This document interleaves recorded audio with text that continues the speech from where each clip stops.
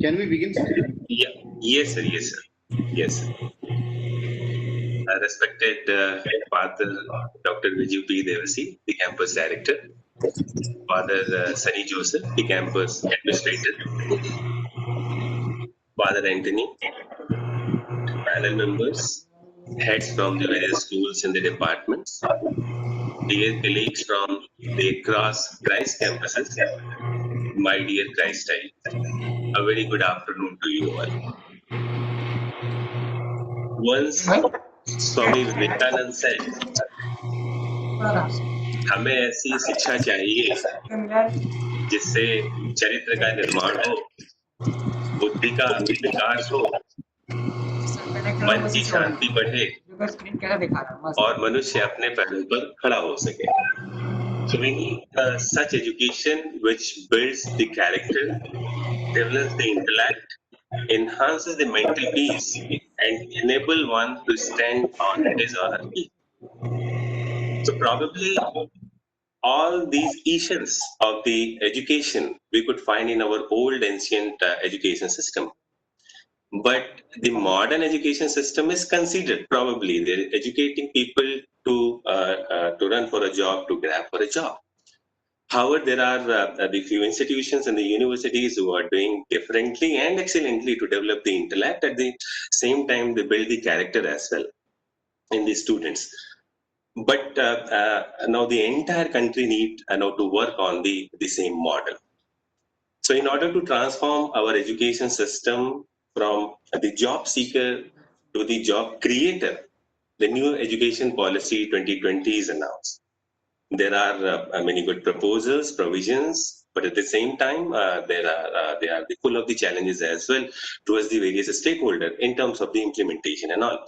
So thus to enrich on this matter, we look to look from the each aspect on their positive and negative impact on the various stakeholders such as the student, teachers, institutions, universities, and the society as a whole.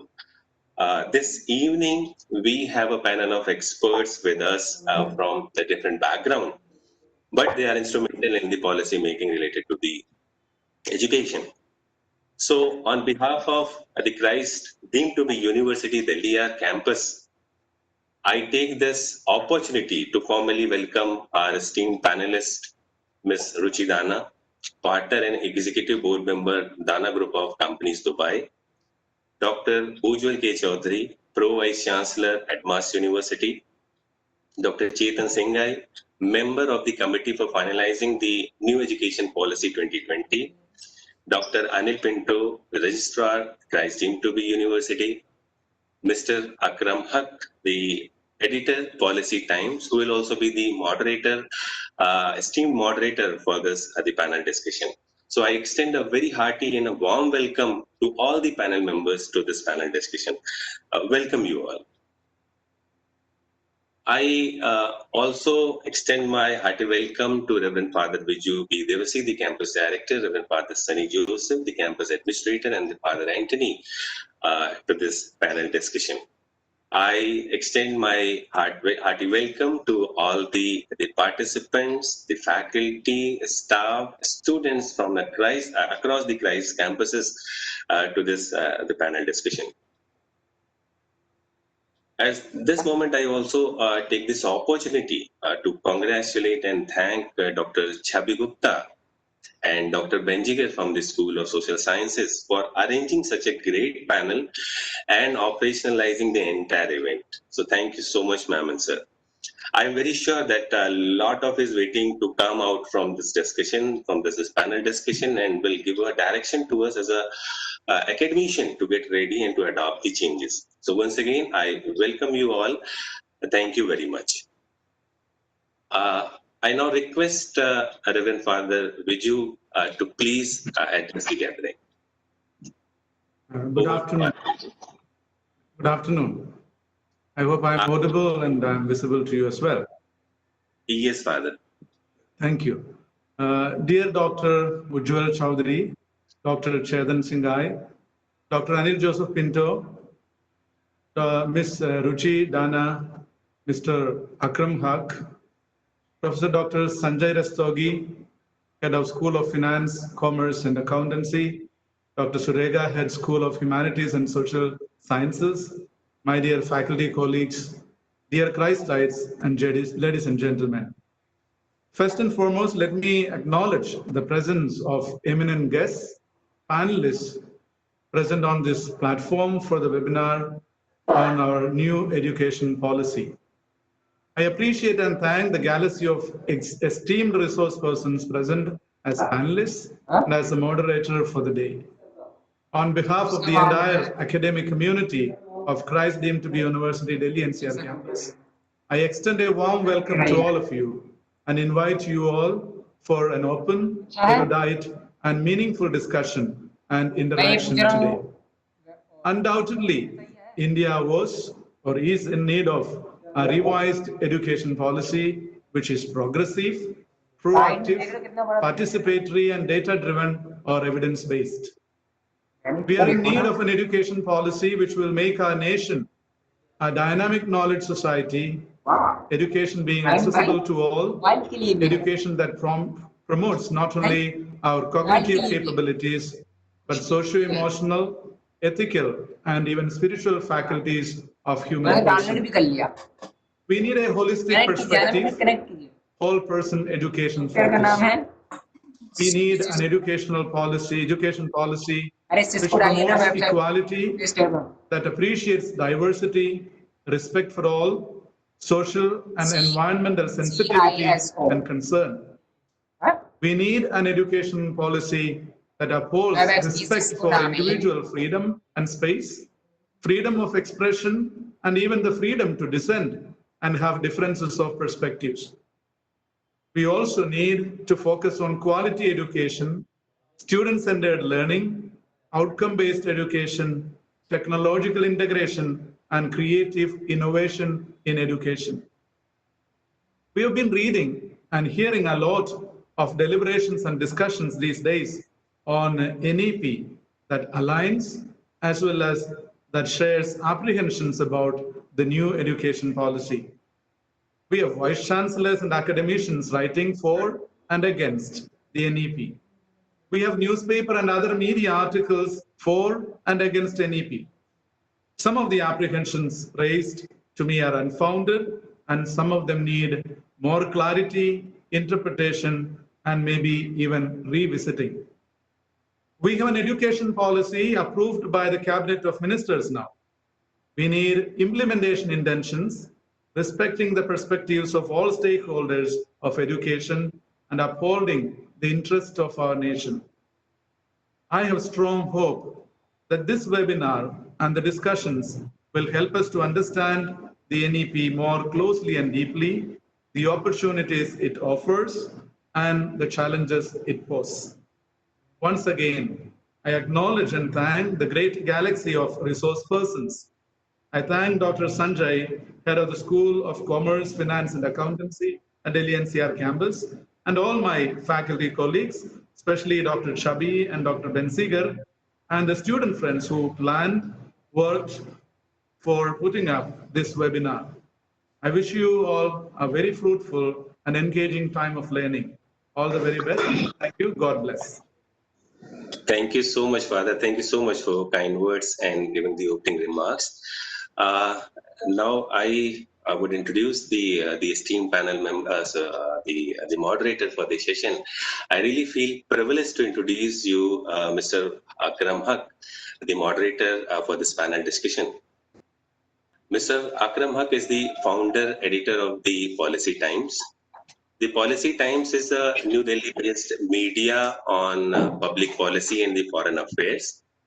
It aims to be a credible voice on public policy and foreign affairs and bridge the gap between public policy makers and the common people.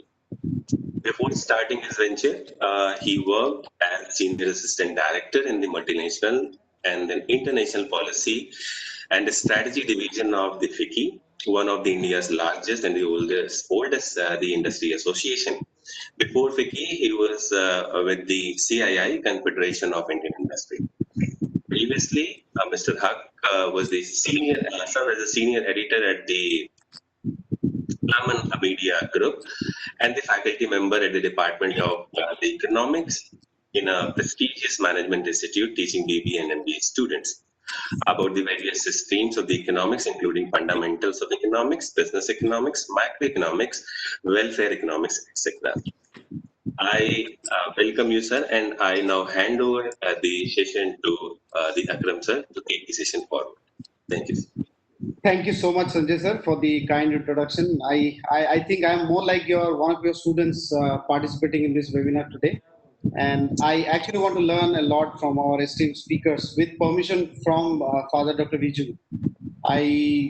We have already introduced our speakers, so I'll not take much of your time in introducing again. When I introduce each of the speakers, then we'll talk a bit, but Dr. Chetan Singhai sir has an important meeting, so we will invite him first to speak.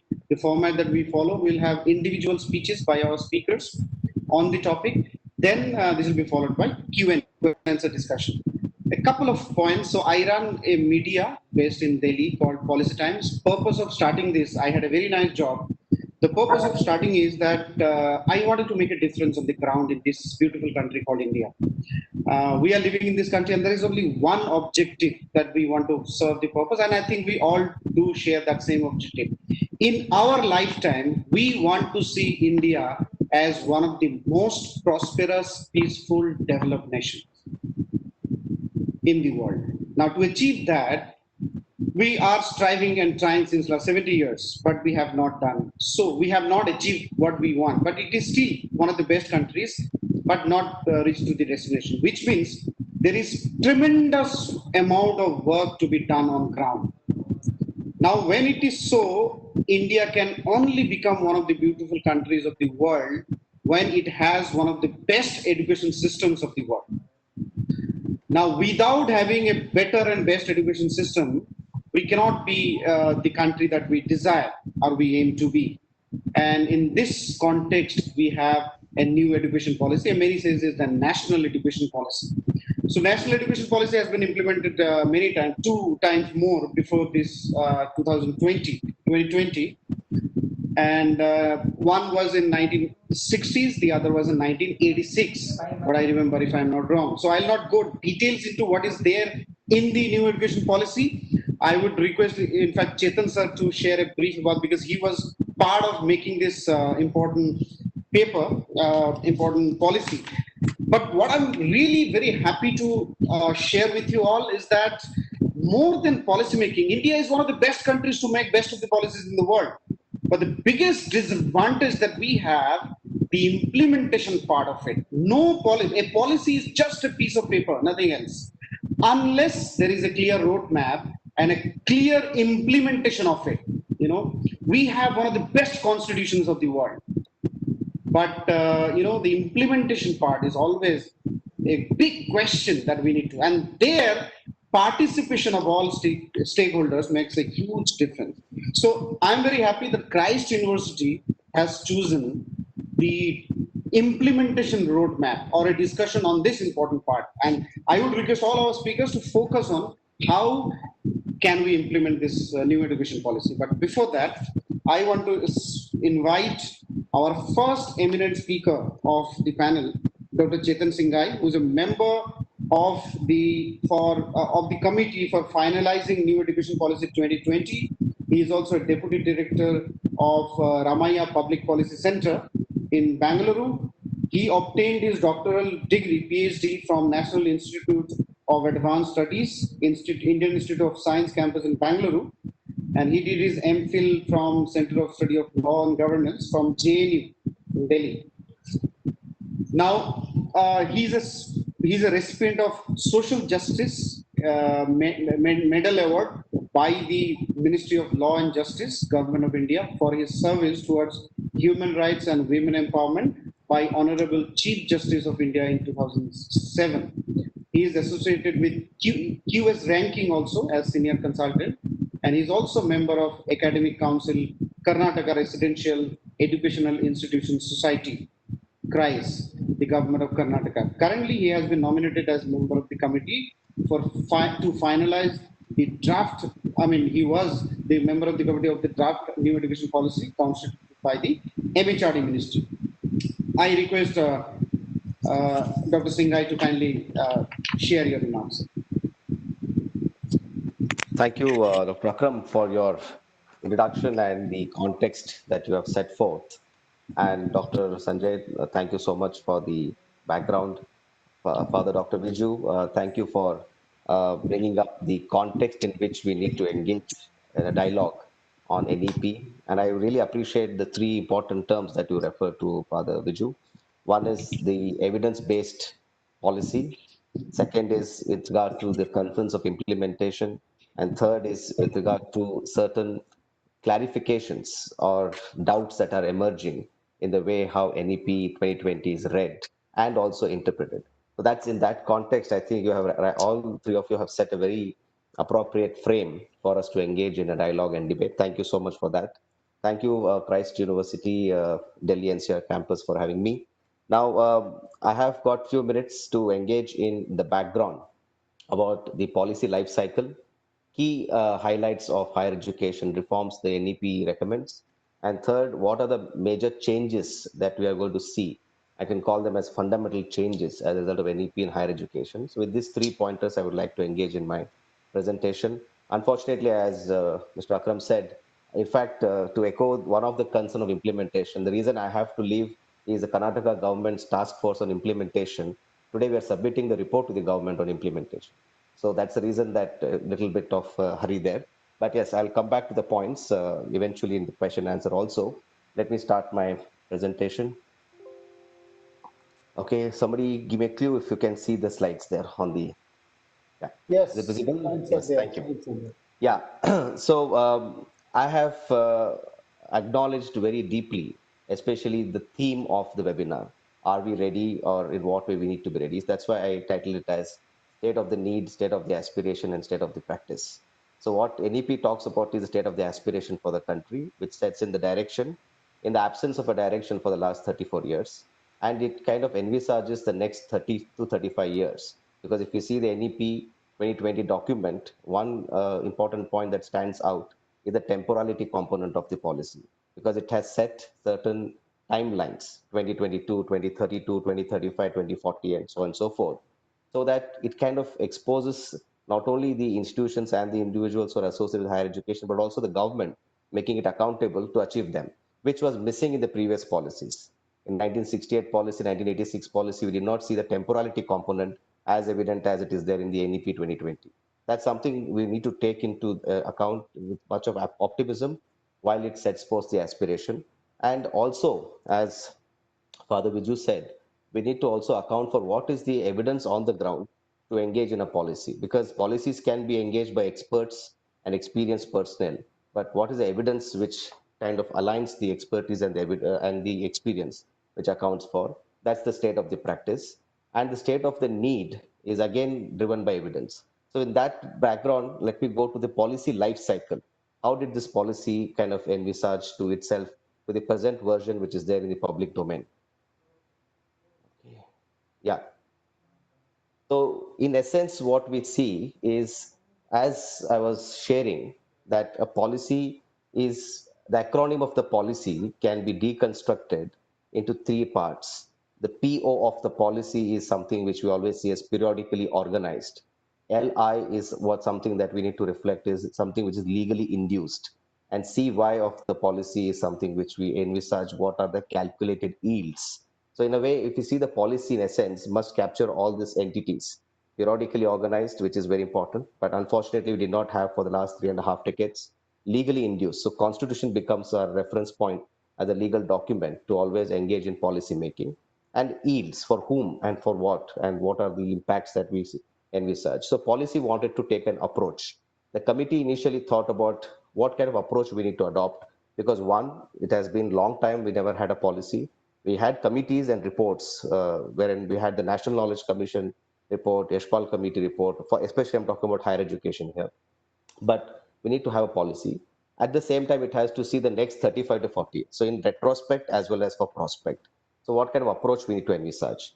So one is each of these activities were happening in parallel. So initially the policy said we have a lot of in-depth reflections, inputs coming from previous policies and reports. So So as Mr. Akram was saying, we had, I would say, two and a half national policy, 1968 policy, 1986 policy, and a program of action in 1992. So that's why I call it two and a half. And remaining 25 out of this 28 are basically important reports of the committee, which need not be ignored because they have given in-depth analysis of what was required of that time and what was not. We can, if you see from the retrospect, what has not achieved from what they had said in the 40s, 60s, 70s, etc. Like, for example, Dr. Gajendra Gadkar committee gives a very deep analysis of reforms in governance in higher education institutions, which is now even a continuous or a perennial problem that we are facing in the higher education sector. So that was one aspect. Second, the committee considered looking at consultation inputs which were received by the members of the committee across India. So they visited institutions respectively across the country, divided among themselves, had interaction, had sessions like these. Not now it's online, but then it was physical. Visited institutions, solicited inputs, then also analysis which were coming to MHRD directly, because TSR Subramaniam committee report, which was also quite a detailed report, had received a lot of inputs across the nation when they had almost coming into multiple lakhs, as well as the another small version which came out of the TSS Subramaniam committee report, which was called as Some Inputs to MHRD, which was a 43-page document. In essence, both of them received a lot of inputs. So we could not ignore those inputs. That was also taken into account. Then coming from these three steps, the committee realized, well, now we need to systematically and systemically organize those inputs coming from these three steps, as well as the following steps. So 25 themes were identified, right from early childhood education to the higher education. For example, accountability, autonomy, regulation, these were the themes, for example. So 25 themes were identified. And as a result of from the themes, some of the inputs which were coming from the committee members were further consulted with select stakeholders, in the sense on invitation. The Bangalore headquarters, the National Assessment and Accreditation Council, NAC head office in Bangalore, became the headquarters for the committee to operate. There was a technical secretariat which was set up. So there the discussions or to happen then, because then physical mobility was very much feasible, unlike now. And also some online discussions were held. But now I would like to draw attention to the last two, to all the participants who are there. One, when we look at global best practices, it's important to always look at the important nation states by virtue of the developed countries and so on and so forth. But it was very interesting and insightful experience to see that our neighboring countries, Malaysia, Bhutan, Sri Lanka, have very, very insightful as well as very comprehensive education policies, especially the National Education Policy of Bhutan. It's a publicly available document. I would urge most of you to see it. And actually, you can sense why is that nation so happy?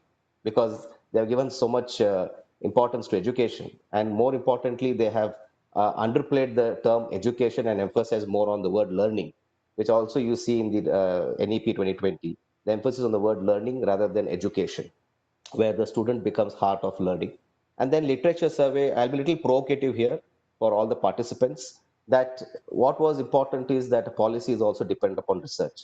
And when we wanted to look into the research on higher education, empirical research on higher education, it was very, very minimal. That is, Indians writing on Indian higher education issues in India was very minimal. We got a lot of inputs coming from across the world on Indian higher education issues, empirical I'm talking about. There are many biographical inputs, autobiographical inputs, reports, perceptions of experts and opinions of various, experiential kind of insights. But empirical research was very, very limited. Even if you do a simple search on Shodh Ganga, which all of you know, on research on empirical research on higher education, it's very minimal. It's not that it's not there, but very minimal. It could have been much higher. But anyway, that's why I said this provocation for us to reflect now, to engage with that, engage in writing and dialogue. But Philip Altbach, who is one of the most known scholar who has written a lot on Indian higher education from empirical point of view, including his PhD thesis, provided a lot of inputs also in terms of understanding the empirical aspects of it from a literature point of view. So in essence, each one of them contributed to the overall policy life cycle, which translated into the draft, which was 484-page document, which was in public domain for suggestions and feedback. Based on the suggestions and feedback, the final version on July 29, 2020 was approved by the cabinet. But this red line here, I would like to draw your attention that there was another committee which was formed to reflect and to analyze the comments and feedback and suggestions coming onto the draft for the time it was in public domain through various sources, through MHRD portal, to Innov India portal, letters to MHRD, emails, etc., and so on and so forth, where a committee was formed, and that committee again considered those comments, gave feedback, what are relevant, what are not relevant, if relevant, what way, whether it's an amendment, whether it's a complete change in the policy recommendation, and then the final version comes through. So there are certain language changes in the text from the draft to the NEP 2020. I'll give some examples in course of my presentation. Now, from this exercise, this is what I was trying to say, that it was beyond experience, beyond expert, but also based on evidence in a sense, because it was in essence gathering what was the state of the practice and state of the need while envisaging state of the aspiration. Now, from this exercise, the committee members considered or narrowed down on 11 challenges that are critical and important that we need to address in higher education. So when I present these 11 challenges, I would urge all of you to also reflect upon the policy recommendations in alignment with these challenges. So in the previous slide, I showed the process through which they arrived at these 11 challenges. And these 11 challenges further guide you to read the policy recommendation and then invariably kind of or implicitly respond to the question, are we ready, and in what way we should be able to work towards that particular document to be implemented. First challenge realized when higher education sector was the severe fragmentation of higher education ecosystem. And most of you are from the domain of higher education. You might have experienced or seen it or heard about it, that we have 44,000 plus colleges and around close to 1,000 universities in the country. And in the colleges especially, we have around those 44,000 plus colleges, around 20%, according to All India Survey of Higher Education, then 2018, which gets further reiterated in 2000, the 17-18 as well as 18-19, that around 20% of these colleges have enrollment of less than 100 with 3 or 4 faculty members. Out of 44,000, 20% of the colleges. Whereas 3% of the colleges out of the total number, we have GC enrollment of 3,000 and above, with around 180 to 190 or up to 200 approximately faculty members. So you see a very deep fragmentation.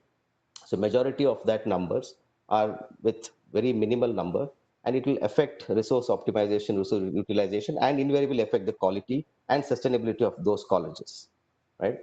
Second is less emphasis on development of cognitive skills and learning outcomes. It's quite self-explanatory, especially graduate attributes have not been a norm, have not been a practice in most of the higher education institutions. So when you're seeing these challenges, also one disclaimer, there are institutions of excellence across the country who have overcome these challenges, but there are many who have not and cannot overcome this challenge because of their concern. That's why Philip Altbach aptly calls Indian higher education ecosystem as islands of excellence in a sea of mediocrity.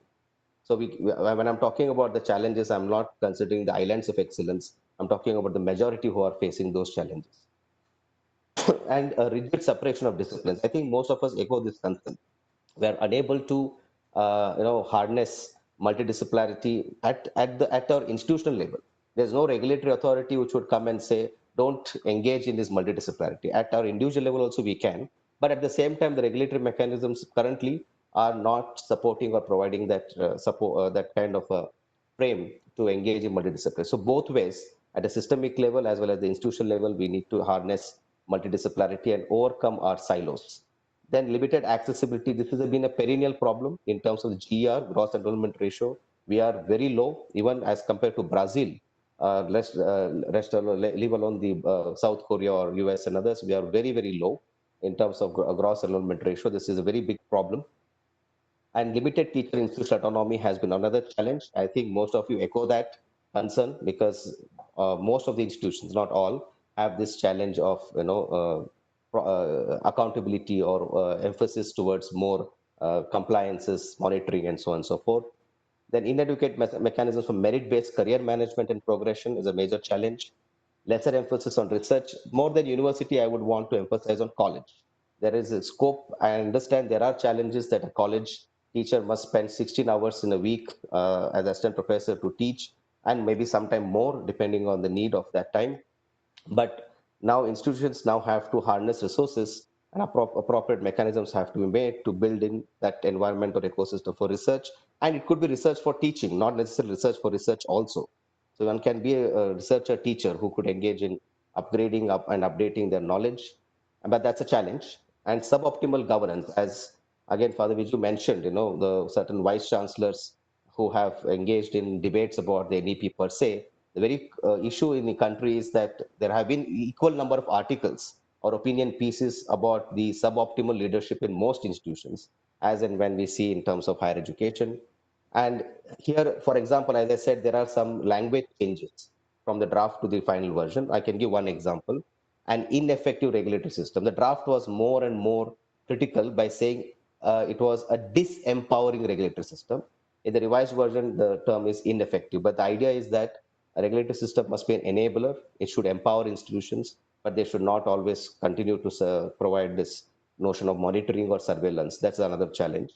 And then large and affiliating universities. It's not only a problem for affiliating universities per se, right? The colleges are victims of lack of autonomy, especially affiliating colleges, especially for the academic purpose. But remember, and also identify the issues with regard to the university also.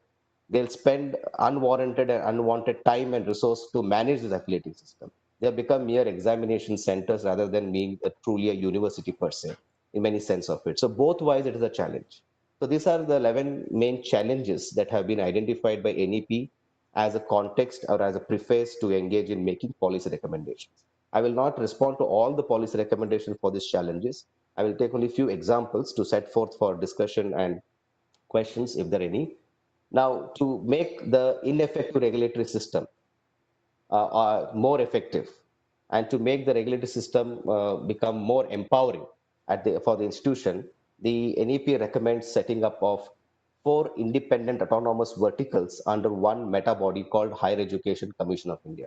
That is a meta body at the top. Under that, there are 4 independent autonomous verticals who would engage in specific functions, very clearly laid out functions. Because currently the University Grants Commission is a problematic entity because way back in the 1977, we have borrowed the UGC model from the colonial system, but they have stopped or they have ended the UGC in 1977 itself. But UGC was supposed to be a grants commission, but over time they have adopted coordination and standardization activities also. So in essence, we need to streamline that and also to differentiate functions very clearly so that they have certain sense of accountability as well. So under the Higher Education Commission of India, the first vertical has been envisaged as National Higher Education Council, which would be the single point, regulatory point, and it will subsume 16 regulatory bodies. Technically, those bodies are supposed to be professional standard setting bodies like the Pharmacy Council of India, Nursing Council of India, Dental Council of India. I can go breathless naming those 16. So except Medical and Bar Council of India, the legal one, other 16, at least the government has decided that they should be subsumed under the National Higher Education Council and they become single point regulatory body. And their roles as PSSBs, professional standard setting bodies, must be limited to professional standard setting body. That is especially providing license to practice for nursing and so on and so forth. But that is something which they wanted to streamline. And this regulatory system must be based on the principle of light but tight. You might have read this term in the policy. What does this light but tight mean? It's kind of a system based on the principle of checks and balance. It should a principle that would harness or it is based on integrity, transparency, and resource efficiency of institutions where they are subject to financial probity as well as public disclosures. And at the same time, it should encourage innovation and out of box ideas and by providing autonomy, good governance, and empowerment. So it's kind of, if you're defaulting, the system will be tight on you. If you are a person who are complying to the point at which you are basing it on transparency and integrity as an institution, then the system will be light on you. So that kind of a checks and balance is harnessed in the system here by streamlining the regulatory system.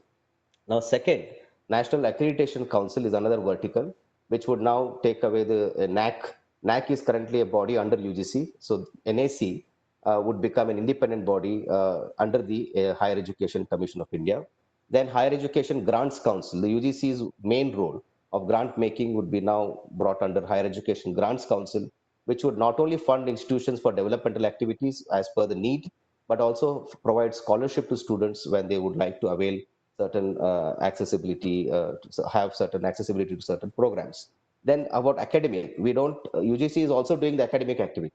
Apart from the Central Advisory Board of Education and so on and so forth, we don't have a body which engages in on academic matters across the country and across institutions. So General Education Council will frame expected learning outcomes, wherein, as I mentioned, graduate attributes should be defined for all courses. Currently, institutions, the islands of excellence, as I mentioned, are having their own graduate attributes defined at institutional level. But nursing is one such course which is very clear in its graduate attributes. But we don't have for all programs, all higher education courses or degrees. So that kind of council would help in. Another debate or um, clarification in alignment with this. One doubt comes to everybody that are we leading to centralization with such bodies at the top level, that is at the central level? No, because Karnataka government, for example, as I said, fresh from the discussions that we are having, now has envisaged similar bodies, autonomous verticals, except National Accreditation Council, which would be at the central level as it is now. Only thing is it will be taken away from the UGC and brought under HECI. The other three, National Higher Education Council, Higher Education Grants Council, and General Education Council, to give a glimpse of it, would be also envisaged at the state level. This is the discussion we are having currently, which the report to be submitted this evening. That is, there will be a state higher education regulatory council also at the state level, state education council on the basis of GEC, General Education Council at the state level, which would set standards and curriculum in consultation with the institutions, state higher education grants council, as well as new one, which has been added aligned with the National Research Foundation, State Council for Research and Innovation, to encourage research and innovation. So there is also a body keeping the spirit and aligning with the spirit of the concurrent list of the constitution. State governments are also supposed to establish such bodies, and Karnataka, for example, has envisaged to set up this such bodies at the state level also in alignment with, except the NAC, National Accreditation Council. I would not go in details in points because I would like to have more time for question answers, but let me briefly take you through some of the points. So that is one part, that is a regulatory transformation of the regulatory system with on the principle or foundation principle of light but tight. The other major change, structural change, which is envisaged is restructuring of higher education institutions from a present ownership-based model to function-oriented model. Right now, we have another complex structure, that is private state university, public state university, private deemed university, public deemed university, and institution of national importance. This kind of 8 types of institutions. Typology is very complex. And at the same time, this typology is based on ownership or resource that is provided to those institutions. If a private sponsoring trust is, funding institution or supporting institution, it becomes a private university. But all of them, all the 8 engage in 3 core functions: research, teaching, and extension. But their degree and their emphasis varies in terms of their interest and their location, contribution, and vision, mission, and all those things. But NEP says let's simplify this complex structure by bringing in 3 types rather than these 8 types. And these 3 types, again, there's a ambiguity or confusion there. They are not hierarchical in nature. It's not that type 1 is good vis-a-vis type 2 and type 2 is good as against type 3. They are supposed to be only nomenclatures in order to engage. And also type 3 can always aspire to become type 2, and type 2 can aspire to become type 1, depending on their intent and their contribution. So in essence, what we see is a research higher education institution with with research as well as significant teaching. There's again big confusion that type 1 will never be only research institution. They have to also do some teaching. Teaching university with conducting significant research and degree awarding autonomous colleges. And this all is envisaged by 2035, in the next 15 years. And that appropriate accreditation methods, appropriate accreditation frame has to be brought in order to envisage this. And at the same time, ensure accessibility by having geographical representation across districts. Now, I will go to the challenges in the interest of time. Sorry to cut you, but I'm sure there will be questions. I will definitely come to it. I can see Mr. Akram looking at me, so I should now rush. Thank you, sir. Yeah. Okay. What are the changes that we see, and are we ready for these changes is something we need to also reflect upon as a result of this policy things. One is recognizing, identifying, and fostering the unique capabilities of each student. As I said, there are islands of excellence who are doing, but there are many who are not able to do in terms of institutions. and the actors within the institutions. Are we ready? And should we focus on that? And this will be the major change. Then flexibility that is to be brought in terms of programs, multidisciplinarity and flexible end-to-end exit. Our institutions, prepared for that. And of course, there is a time. It's not going to happen tomorrow or day after. It is over time. It's a gradual shift.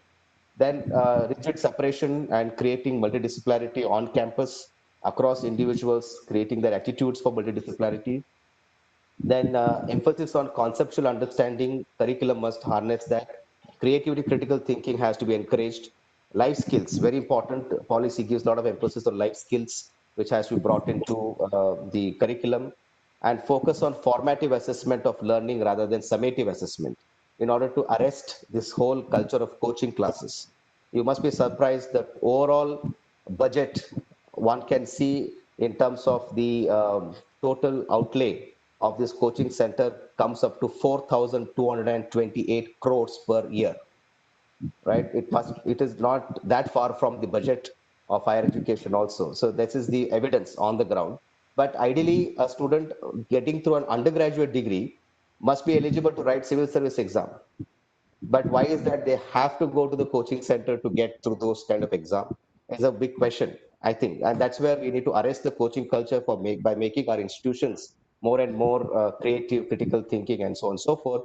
And lastly, use of technology, again, Father Viju mentioned that as a tool, as an alternative tool, not as a main tool or the only tool, as an alternative tool to reach out to the unreached, if wherever it is possible. And respect for diversity and local context, very important. Curriculum must appreciate the local indigenous context and harness more research-based engagement. That will be big change that is coming through. And teachers and faculty are now to be seen as heart of the learning process. And it's not that it's not happening. Again, my big disclaimer is, yes, it is happening in few, but not in all institutions. And research becomes very important, and continuous review is also very critical. So with this, I'll stop. I have skipped a few policy recommendation points, but I'm sure if there are questions, I can come to. Thank you so much. Thank you so much, Chetan sir, for the comprehensive presentation on the new education policy. I would really request you to please join us back after your meeting, so that during the question and answer session that we have with our students or with our members in the Christ University, we can have your view also on that. So with this, I want to... by 4:40, between that time. 4:40 is super.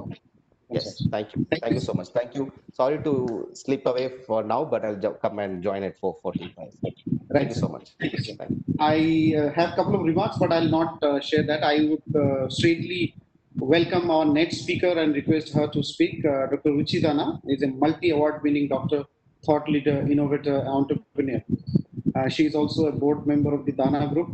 As board member, she looks after company strategy throughout GCC and Arab world region, advancing Dana Group's position as an innovative industry leader. She is a serial entrepreneur, co-founded 3 core businesses: Jugaad, an on-demand last mile logistics provider in UAE, and PK Venture, a crowdfunding accelerator platform for Southeast Asia, and One Big Family, an app for the elderly.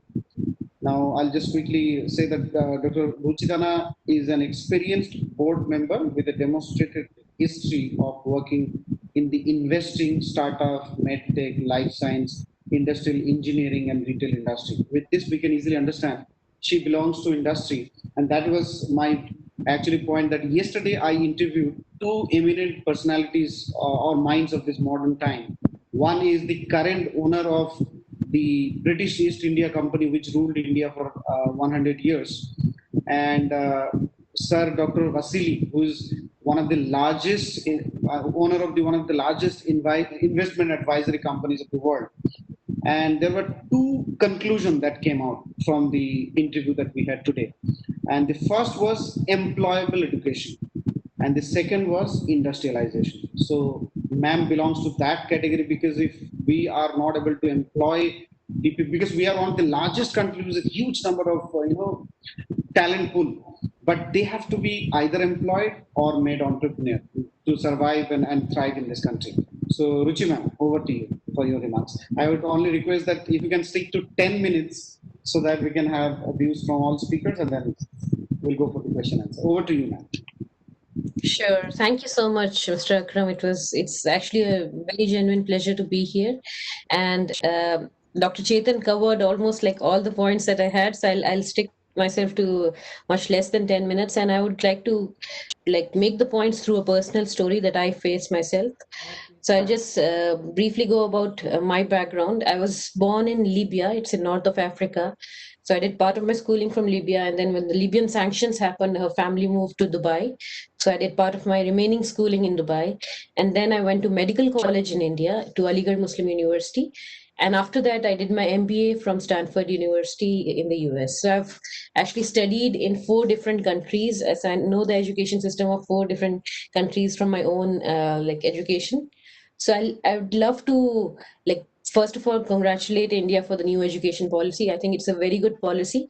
I'll just go through like my life experiences of on the struggles that I faced myself, and try to pool it with the new education policy and what are the new changes and what could be done in terms of the implementation, as that's the topic.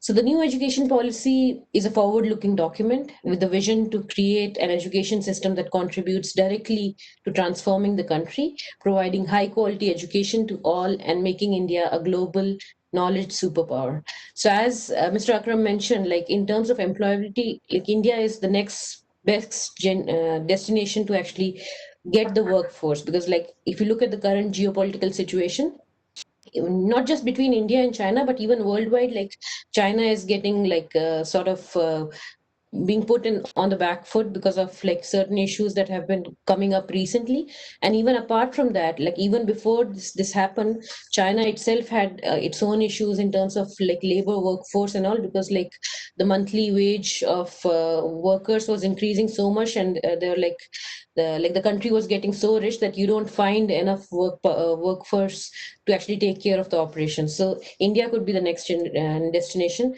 And apart from that, even if you look at China, like there's a lot of focus on the green belt initiative in China. So a lot of small industries from China would actually move to India, because like there's a lot of focus on China, that they cannot do like it's one of the most polluted countries, so they cannot do like small industries and all. And India is really ready to do that, because like India has the like workforce right now, and even with the help of the policies that India is getting right now, I think it's the right time for India to emerge as the next superpower.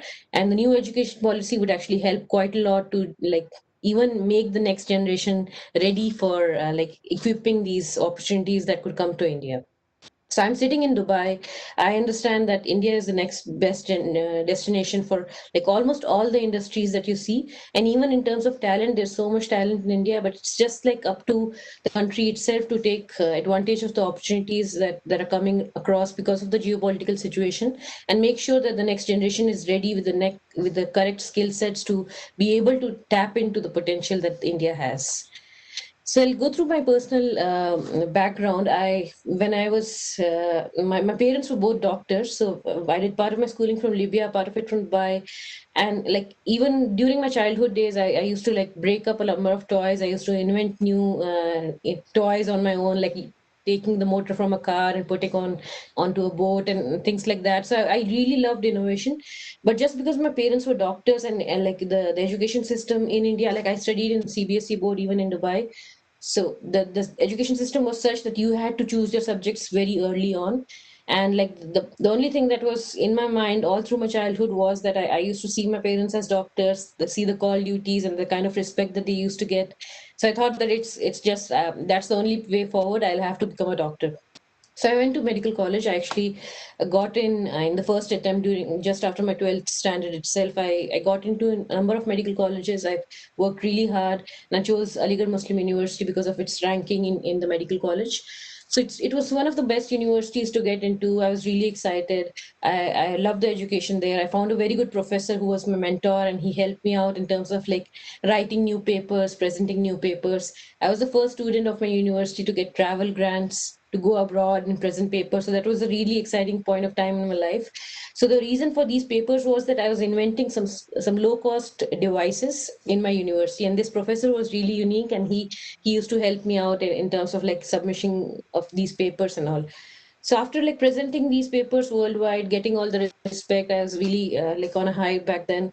I thought that it's time to actually start a company on my own and to commercialize these devices that I had invented. But when I went to the professor, and even like the best of professors in the medical college, nobody really understood the language of business, like how to start a company, where to get the license from, or what to do, how to file patents, and things like these were not like. And this was back in 2008, so even the startup ecosystem in the country was not very well developed. So I don't blame like our university for that. Like overall, like the awareness about startups was very less, and in medical college you rarely got to know anything about startups or how to like start a company and things like that, because even the best of professors in medical colleges, they would be excited to write like one more paper in a peer reviewed journal, but like having to like start a company, that's sort of a risky thing, and like they're a little bit risk averse and they're not trained in that discipline. So the best part about the new education policy right now is that it has a multidisciplinary approach, so you can actually take classes in the engineering college and other colleges and get to see and get to invent new things. So that was the reason that just after my medical college days, I thought that I should go for an MBA. I should understand the language of business. So I applied to various business schools. I got into almost all of them. I got a full scholarship from MIT Sloan for the MBA program. It's called the Legatum Fellowship. And but then when the Stanford result came, I got really excited and chose Stanford. And the main reason for choosing Stanford was that Stanford had a biodesign course. So what happens there is that it's at the intersection of various disciplines. So there are doctors, engineers, lawyers, PhD students, MBA students. Everybody comes together to solve for unmet clinical needs. It was a really good highlight in my life. I really loved it. Our team actually won the NIH grant from the US government for needs finding. I led a trip to China. It was really good. So that's what is coming to India right now with the new education policy. You have these multidisciplinary courses and approaches. Universities can collaborate with each other. Universities can have different yeah, colleges collaborate with each other, and that's really important for like new innovations to thrive, because like innovation almost always happens at the intersection of various disciplines. As a doctor, you can never think of like outside of the box about like giving up your stethoscope for a new device. You would never even imagine that. But like when you have engineers with you, when you have lawyers with you, you have people who think out of the box, you can come up with a solution that it's maybe the stethoscope is rudimentary now. Maybe you can use a new device that gives you much more information. So these are things that happen at the intersection of various disciplines. So that's one of the best parts about the new education policy right now. Apart from that, what happened like when I reached Stanford was that I realized that there are no board exams. So that was like it came as a real shock to me, because I went through the CBSE program like all my life, and even in my medical colleges there were like final exams, these exams, that exams, and that really creates a lot of pressure on you. But at Stanford there were no board exams, and that was really surprising. But that's the best part about like learning. So you learn because of things that interest you. So you don't learn just because that you have an exam to give, and like that's what you have to learn towards. So as Dr. Chetan also mentioned, that like it's really important to understand like the board exams would cause you to learn just for the board exams itself, and that would actually help in the coaching industry and all that, the things that Dr. Chetan mentioned. But if you actually, instead of the board exams, you have a continuous like assessment program, I think that's much more important. So that's what the new education policy stresses on as well. But then again, the new education policy mentions that there should be board exams still. So I would like to mention here that like what is measured improves, right? So there's a corollary to that, that only what is measured improves. So if you measure the board exams, that's what like the students would work towards. So that actually defeats the entire purpose of having continuous assessment. So I think it's really important in terms of implementation to have continuous assessment, in terms of like maybe online education and all, in which you can actually grade or like look after each and every kid and see the path that they are taking. I think you should like we should all take advantage of the technology that's been given to us right now, and make use of that. The other good thing about the new education policy is that there's not much pressure to decide. Like it's like instead of like for me, like I could have become an engineer or something, but like the reason I chose medical college was that because my parents were doctors. But now after my MBA, right now I'm also working on a low cost robotic surgery company. I'm a frequently invited speaker on the topic of AI in healthcare. I have 2 patents filed in the US for robotics in surgery. So that was my real passion. But like just because of the education system, I got stuck in the medical college. And maybe if I would have pursued the normal traditional clinical path, I would have never like even thought about filing patents and all. So that's the best part about the new education policy, that there's not much pressure to decide your subjects early on. So if you think about like some kids are meant to be like much more creative. They would rather become artists than like study, go through an engineering college or a medical college. So there's a very good TED talk by Sir Ken Robinson. It's titled "Do Schools Kill Creativity?" and in which he beautifully gives an example of a lady who used to dance around, and like it was almost taken as a pathology, like as a disease, but like eventually it realized that like that's something that was her own skill, and she became like one of the best known ballet performers in the country. So that's how the new education policy could actually relieve the pressures of like choosing a particular stream and getting into it, and instead of that actually like just like prosper creativity even more. I think that's a very good thing about the new education policy. I would not take much time. I'd just like mention a couple of more points that I learned about the new education policy and how its implementation could be improved. One of them is that like the focus is that almost 6% of the GDP has to be spent on education, but that's a long term goal. And I think like right now we are spending around 4% of the GDP on education. So it's to get there, it'll take a lot of time. And it's much better to involve all the stakeholders. For example, like to involve industries, to involve like parents, to involve like various other like education system, like the coaching centers and all, to involve them together with the education system in the country. I think that would actually get us all on a very fast way to implement the new education policy, because there should be a very good here and now component in the education policy. There should be a very aggressive transition plan, because if you even look at the teachers that the policy mentions, that around like the B.Ed course would start in 2030, and then like it'll still take time for the graduates to come out of it to actually train the students. So why don't we just train the teachers online on some courses that the government can prepare, right? So that's a way to actually get quickly into the transition and move towards the policy, because we don't know, it's such a good policy, and it's really important to make sure that it gets implemented smoothly and at the right time. Also, I would like to address, like being from the industry, I would like to address that it's really important to take advantage of the technology that's given. So there could be like nationwide guest speakers for all the public schools. So if you look at the US, like public schools are much better than private schools. Like like all of the parents, they want their kids to go to public schools because the standard of education is much higher. So I think in India also, like is that potential. It's just that like the incentives are not aligned properly, so that creates a big problem. But if there are like things like nationwide guest speakers, like there's a single guest speaker speaking to all the public schools at the same time, because even the time zone within India is same, right? So if that could be implemented, that could actually promote and motivate so many students to go towards like various skill training programs and all. Like there's so many important life skills that are trained, that are like to be taught to students, that actually help them later on in life. Because if we even talk about startups and the kind of stress that startups bring, and even because of COVID, there's so much stress that these conditions bring, right? So there should be like courses like mental well-being, and it could be an optional thing, but like students should actually have access to such things, and to make sure like they know like what are the tools they have, and they can learn towards it. In the end, I would like to say that if we talk about the future of workforce, and like things about like AI and all of those things, a lot of people actually fear that that would actually cause job losses.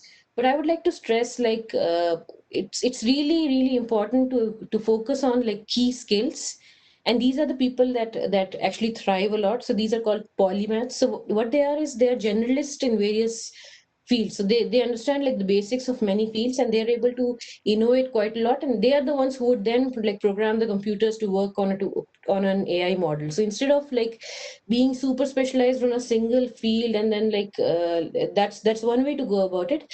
But if you're not able to get there, it's really important to actually understand various streams.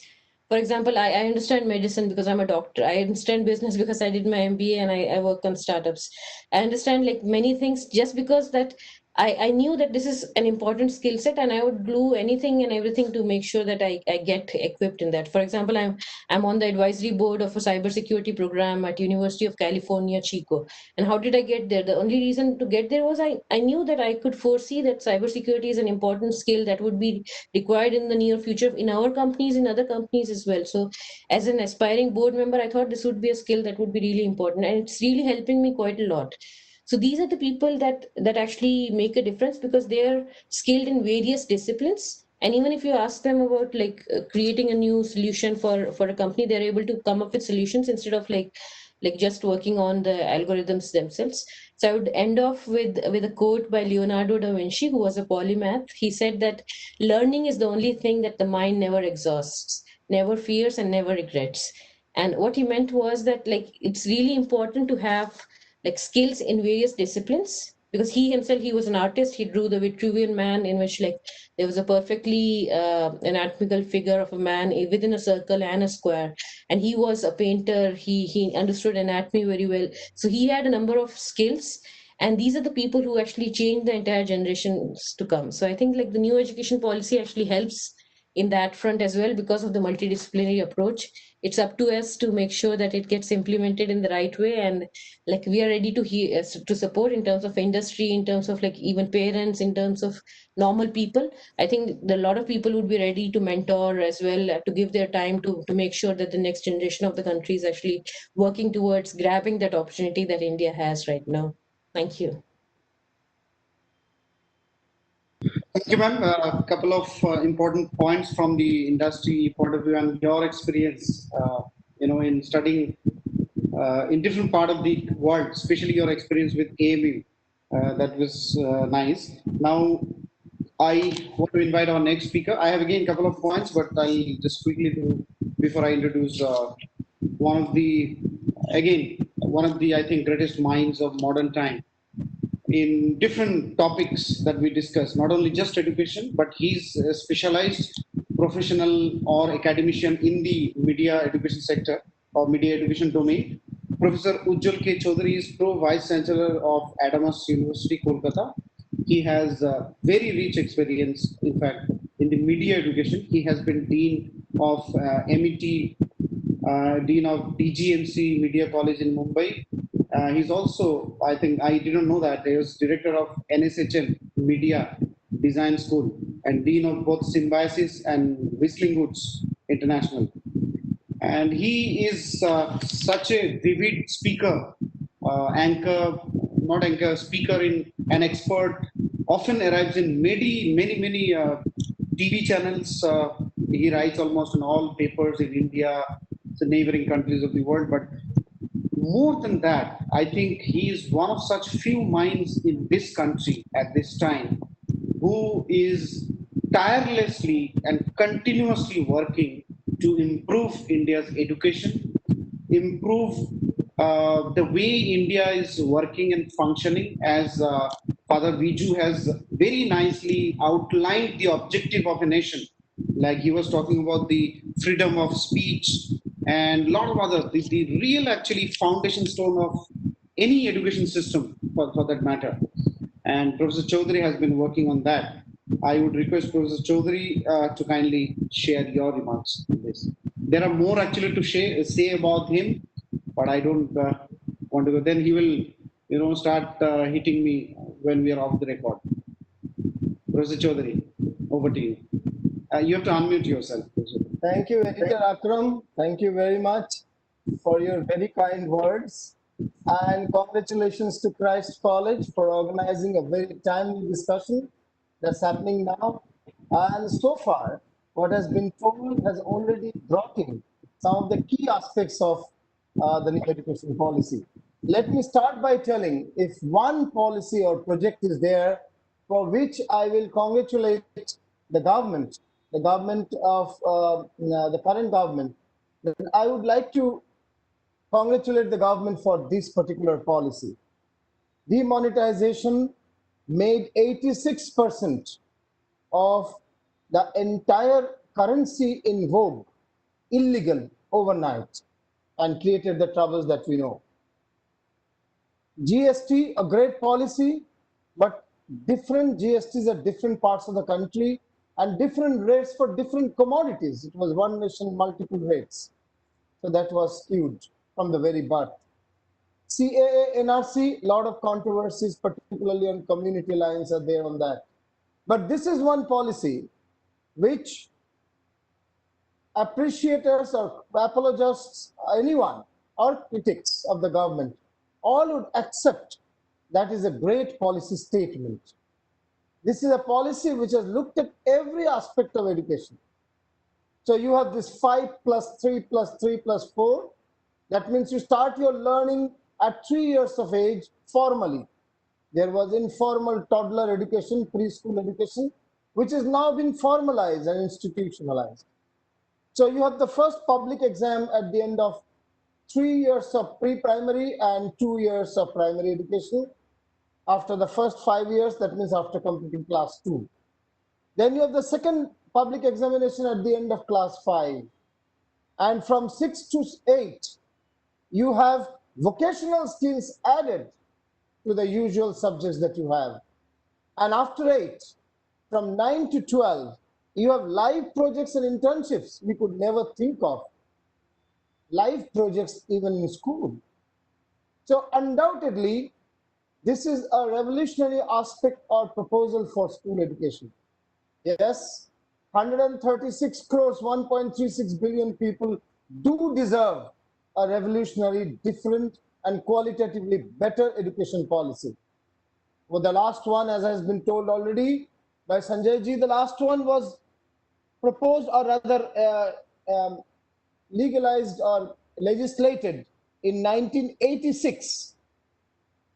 Then a revision was made in 1992, but that was not a full policy. So it was due, quite due now to have this policy, and almost 36 years later, 34 years later, this policy has come. This policy has looked at a single teachers recruitment board across the country for schools. That is another good aspect. I also appreciate the return to education ministry nomenclature from human resource development, HRD. This also is a much bigger scope. HRD or human resource development, one aspect of education, not the totality.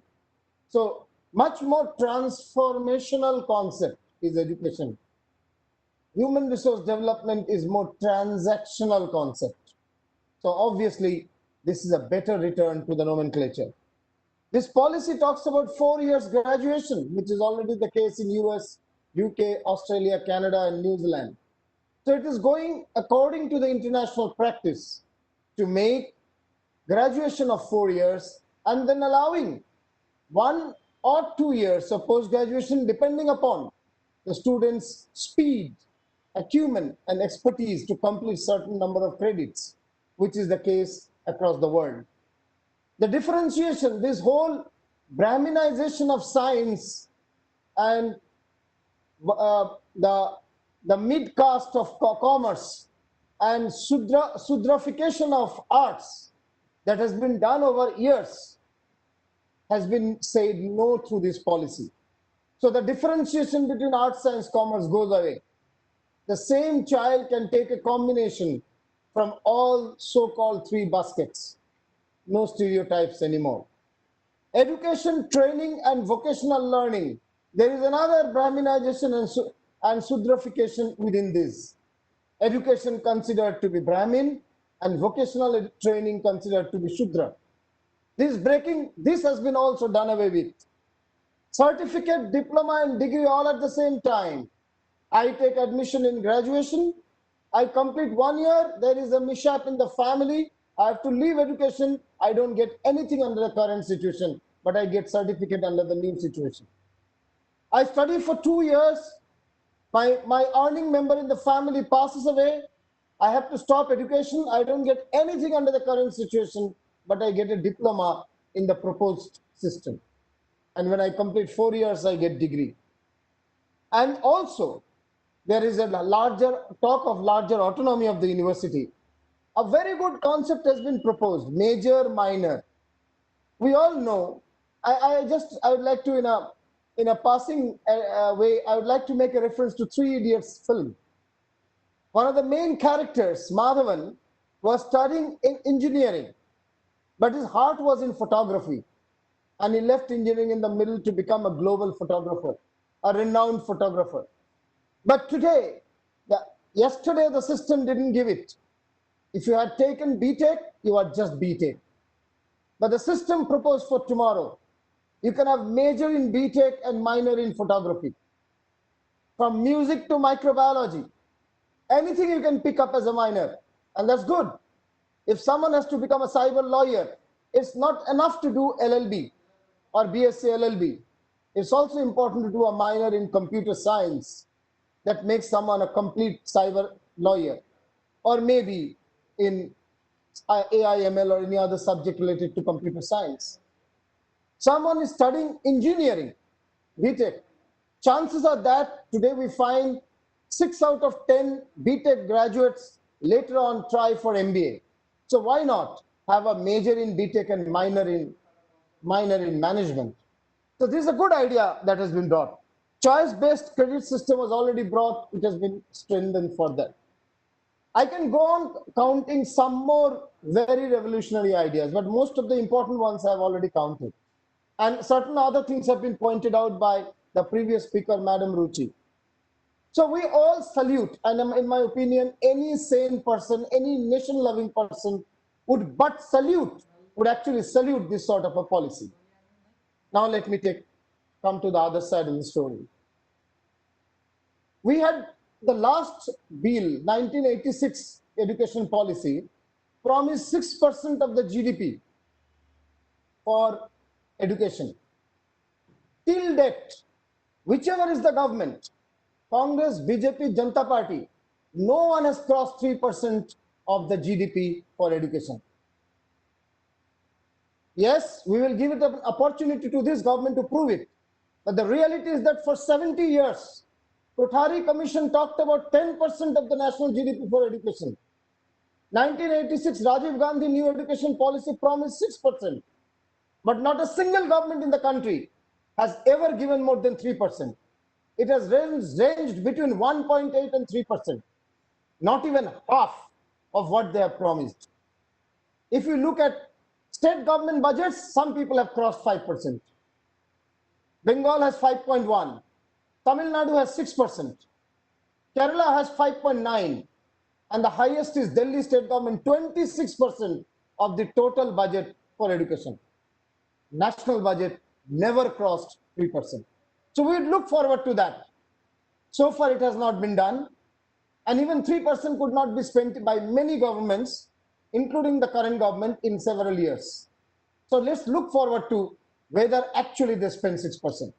The second point, at this point of time when we are talking on this date, 19th of September 2020, around 283 million students are registered from school to university, including the students of your university and my university.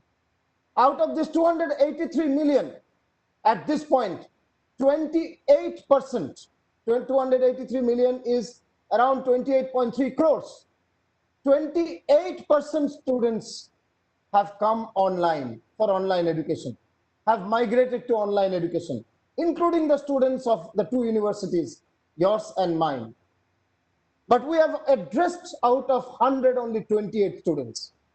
21% students have some form of digital connectivity in the form of WhatsApp, Facebook and all. They are not on digital education in the real sense, but some connectivity, you can reach out to them digitally, at least through WhatsApp. And the remaining 51%, hoping 51%, roughly 15 crores of current students for the last 161 days did not have 1 ounce of education. We are talking of going to the moon on education, but half the student community did not have 1 ounce of education in the last 161 days. We must smell the coffee before promising the moon.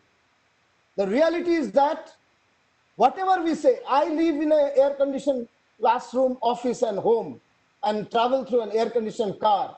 My reality is not India's reality. India's reality is that 51% students in the last 6 months could not, and in the nearby future, foreseeable future, shall not be available in education at all. And by this year end and the early year, because there is no chance of vaccine to be at the mass level in the next 6 months in India, at the mass level, even if it is finally found. So these students, large number of these students will actually go out of the entire gamut of education. And when students go out of education, and when it is a competing thing, competing resource, the highest impact is on the girl students. The girls tend to lose out more than the boys. When the option is only one and the family has two, the boy gets it, the girl does not. Like it or hate it, that is the reality of the country as far as mass is concerned. The speakers here, including me, are not the reality of the nation. The reality of the nation are not even listening to us at this point of time. So you must understand that what is required is universal education even before we promise the moon. I totally salute the vision of the mandate, vision of the policy. Please get me right. I am not opposing the vision at all or the logic of most of the policies that has been suggested, which I have already enumerated, saluting them. I question the ground reality on which we are promising this. And there is a huge digital divide. Just now, additional 3% money should be spent for bridging the digital divide. The 2% of CSR by corporates should be spent on bridging the digital divide. I appreciate Akram's organization, the Policy Times, which has started a movement of 1 million tablets for school students who are outside digital education. I really admire them. I appreciate many missionary schools of India, including the Christian missionaries and the Hindu missionaries and the Muslim missionaries, who are trying to bridge this gap, going from door to door, giving smartphones and laptops and tabs. Many organizations have started. Due to lack of time, I'm not naming them. That is the requirement today, even before we promise many other things. So that's another point. Third point, this policy is a great policy, great statement of vision. Where has it been presented? In a press conference. In what form? In a 61 pages document. When does a policy become a law? In the parliament. Has it been presented to parliament? Not at all. Has the state governments been made a part of the deliberation? Not at all. And this, why is it important? Because education is under concurrent list. Concurrent list of the constitution has the states equal power with the center. Now, in case of clash, the central law prevails. The state governments have not been made a party. In GST Council, the state governments are party. In Finance Council, the state governments are party. But in the education policy framing, the state governments, whether the governments belong to the ruling party or opposition, they are not party yet. Not yet. Not presented before parliament yet. Maybe it could be. So it is at this point of time a statement of vision and not a legal institutionalized framework policy. That also has to be noted. Yes, this may change. This may change with bringing in the parliament, but just now I'm saying that. And this particular policy nowhere has mentioned the concept which has been earned in India through a lot of struggle by the people at the grassroots. And that concept is called right to education, RTE, according to which 26%, 25% of seats in a school or a college should be preserved, even in private schools and colleges, should be preserved for the economically weaker section or EWS. I hope everyone knows this. Show me on 61 pages. Where is the reference of RTE? Where is the promise that RTE will be protected? So there is a fear. Nothing has been said. It does not say that RTE will be abolished, but there is no reference. And there is a fear in certain circles, particularly the people who are associated with RTE movement, that RTE can be diluted, might be diluted in times to come. The entire policy says and gives an impression of higher private participation in higher education. I am also in a private university.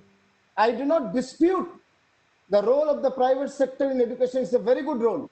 But increasing privatization, coupled with that, financial autonomy of government universities or institutions means that more and more government universities will be asked to fend for themselves and find their resources themselves. The financial autonomy has been referred several times.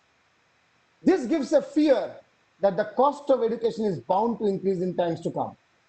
And if the cost of education increases in the next 2 or 3 years, whereas the economy is going through the worst phase in the history of last 70 years, as you know, the quarter ending in the last quarter, that is this 3 months, had minus 24% fall of the GDP. If that is the situation, and there is no reason to believe that the GDP will rise in the next 6 months, that means higher cost of education will make more and more people go out of the educational ambit. So I raised these questions.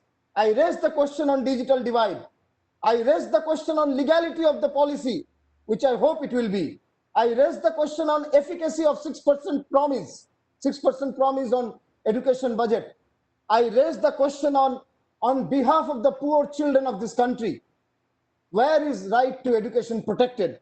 And I raised the question on behalf of the state governments, why concurrent list promise or concurrent list part of the constitution has not been incorporated here. I raised these 6 questions on the implementation, execution of the policy. It is not enough to have a great policy, which it is good. It is great, once again I reiterate. But it is far more important to actually have a ground reality for that sort of a policy to come. And to end, I bring an analogy to you. The government promised Mumbai-Ahmedabad bullet train. I hope you know that. In 2014, when the government came to power, Mumbai-Ahmedabad bullet train was promised. The promise has been dropped. The bullet train project has been dropped because the land could not be acquired as required, and there has been a lot of purchase on ground. So the point is, ground reality is as or more important than mere lofty promises. Thank you for the opportunity to put forth my point. I salute the policy. I question the preparedness. Thank you. Thank you so much, Dr. Chaudhary, for your energetic and always, a comprehensive view on any subject that you talk. And I think this is one of your favorite areas to talk about. And thank you so much for outlining a lot of areas that government can introspect further in future. I would request Dr. Anil Pinto sir also to come in camera, so if he is there, because our next speaker is Dr. Anil Pinto. I mean, you all know Dr. Anil Pinto, registrar for University. Dr. Anil Pinto has done MA in English Literature and has done MPhil in Hong Kong. And I think, sir, there is some noise issue in your at your system. Then, okay, so this will create a little noise when you speak also. So I'll just introduce. His research interests include translation studies, self-translation, Konkani literature, history of higher education policy, and digital culture. His articles has also been published in many in English, Kannada, and Konkani. He taught for more than 2 decades in higher education and has been serving as registrar of the Christ deemed to be University since 2012. As an associate professor in the Department of Performing Arts, Theatre Studies and Music in the institution. He has been a United Board Fellow and a visiting scholar at Baylor University, Texas, USA in 2014 and Chinese University of Hong Kong in Hong Kong 2015. He serves on governing board and state member of 4 different institutions. I request Dr. Pinto to kindly share your remarks. Thank you, Mr. Akram. Thank you so much. Let me acknowledge the amount of enjoyment I've had listening to the previous speakers. All 3 of them absolutely wonderful. Thank you. It's a joy to be on this panel. I'd asked the Delhi NCR campus of Christ University as to what I should speak on. Of course, the topic is there. And the angle they said I should speak is give my opinion and also what the institution should do to implement this policy. So I will focus myself on these, of course, keeping in mind the mandate to limit myself to 10 minutes. So Akram can stop me if I exceed that time. As teachers, I'm used to speak for 1 hour, so 10 minutes is tough, but I'll try. Yeah. No, so we saved a good amount of time due to Okay. Okay. Sure. 10, 15 Yeah. minutes. Sure. Thank you. First of all, my observations on the policy. I agree with all my previous speakers, at least the first two that clearly said that it's a good policy, and I certainly agree with that. It's a very good policy from the point of higher education, right? It's been, many of us have been dreaming something like this, and I was crestfallen when I read the Subramaniam Committee recommendation, which said the affiliation system should be continued. It was a shocking thing for me, and the first thing I looked for in this policy when it came out is what is it saying of affiliation, which I think is a root cause of much of the problems this country has faced in terms of higher education and development.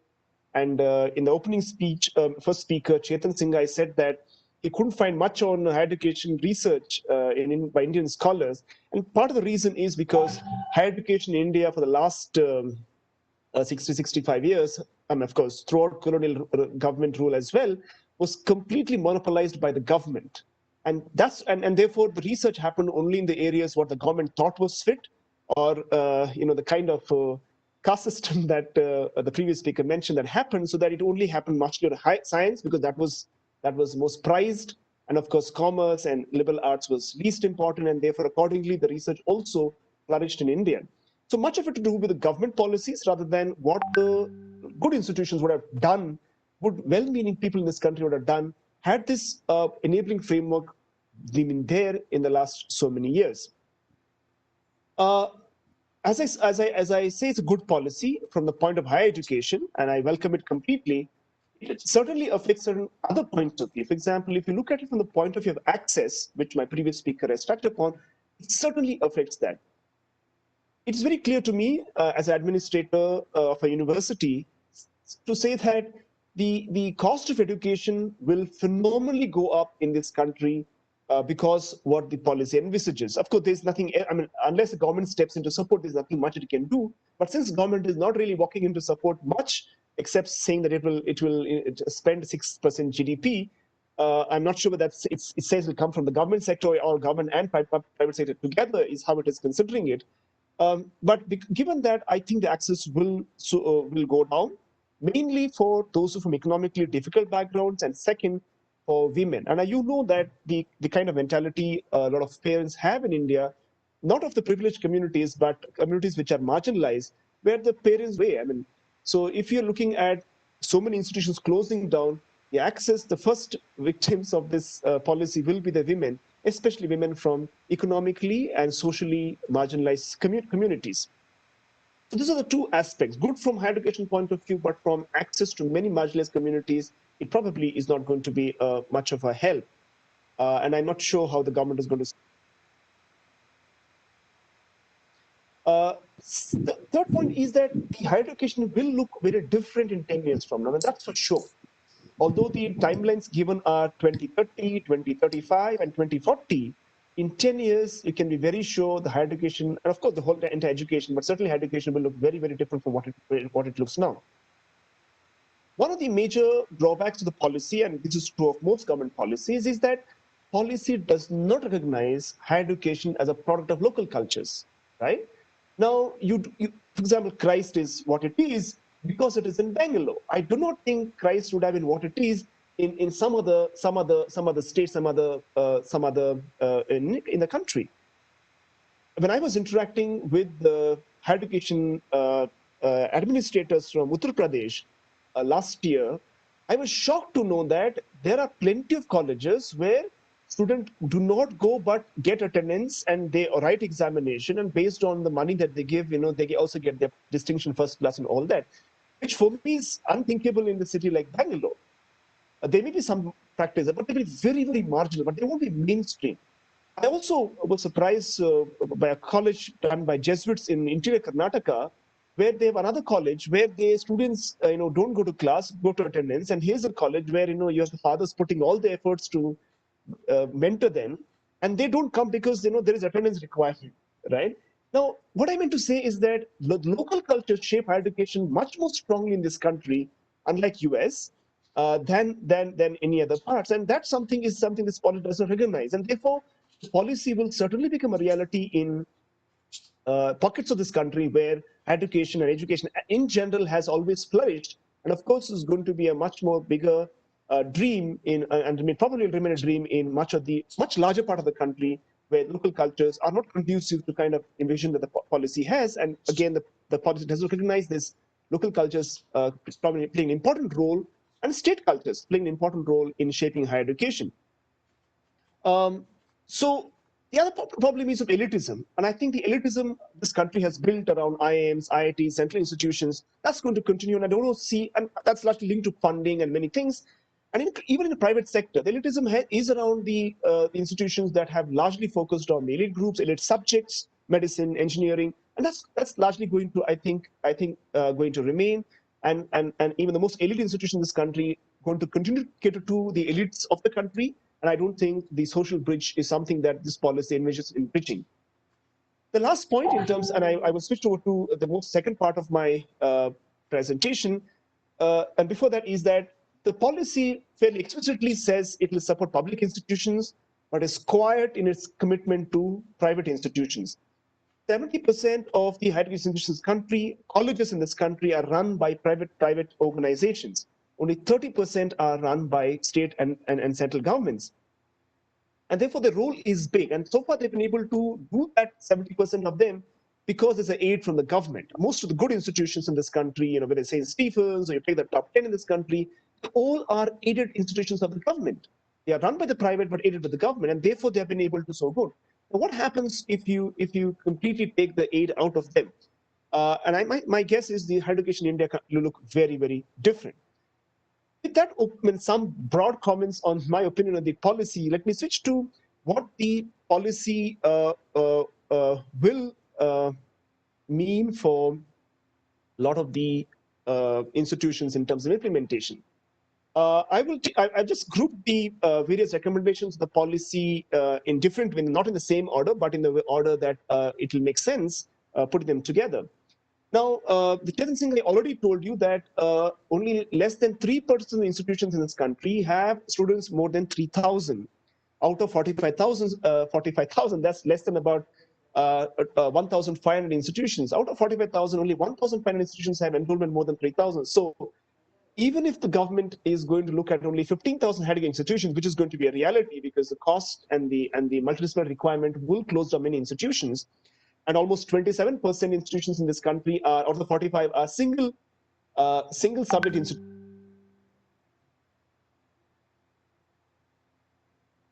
Will close down. And of course, I'm not sure many of the regions and these institutions are prepared for their closure.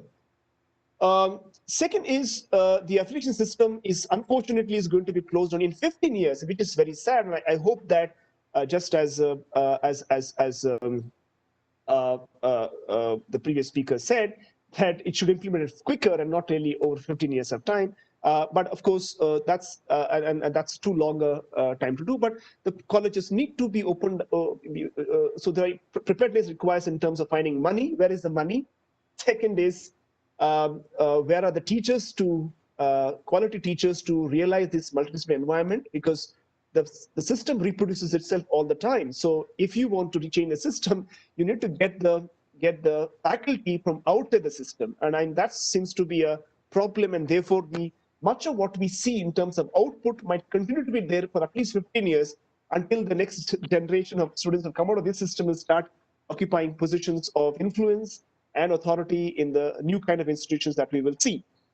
But what colleges can do is to try and see how do we get the new kind of a thinking into the system by people who can probably, I don't know from where we can get them, but get them from outside the system.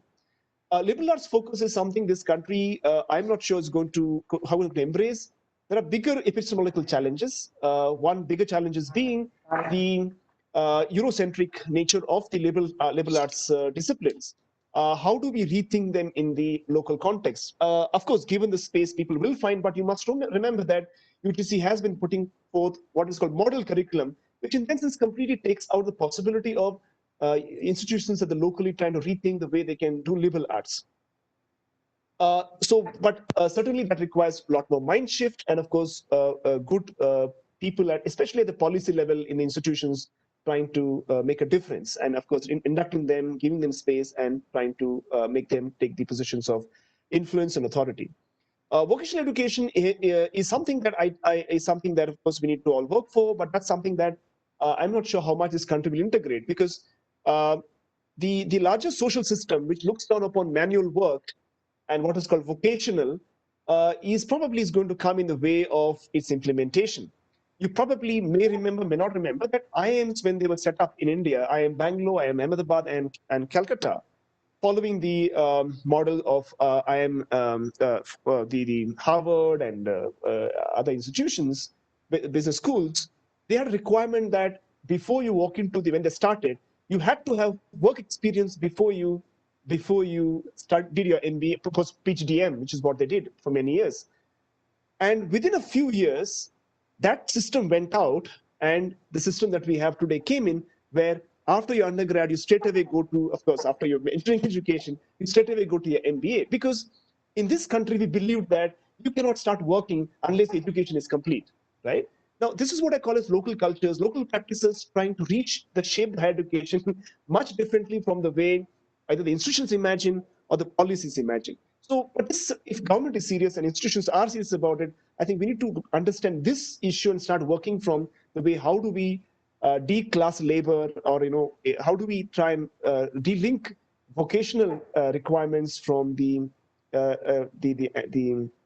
clutches of what we call as the social status and things like that.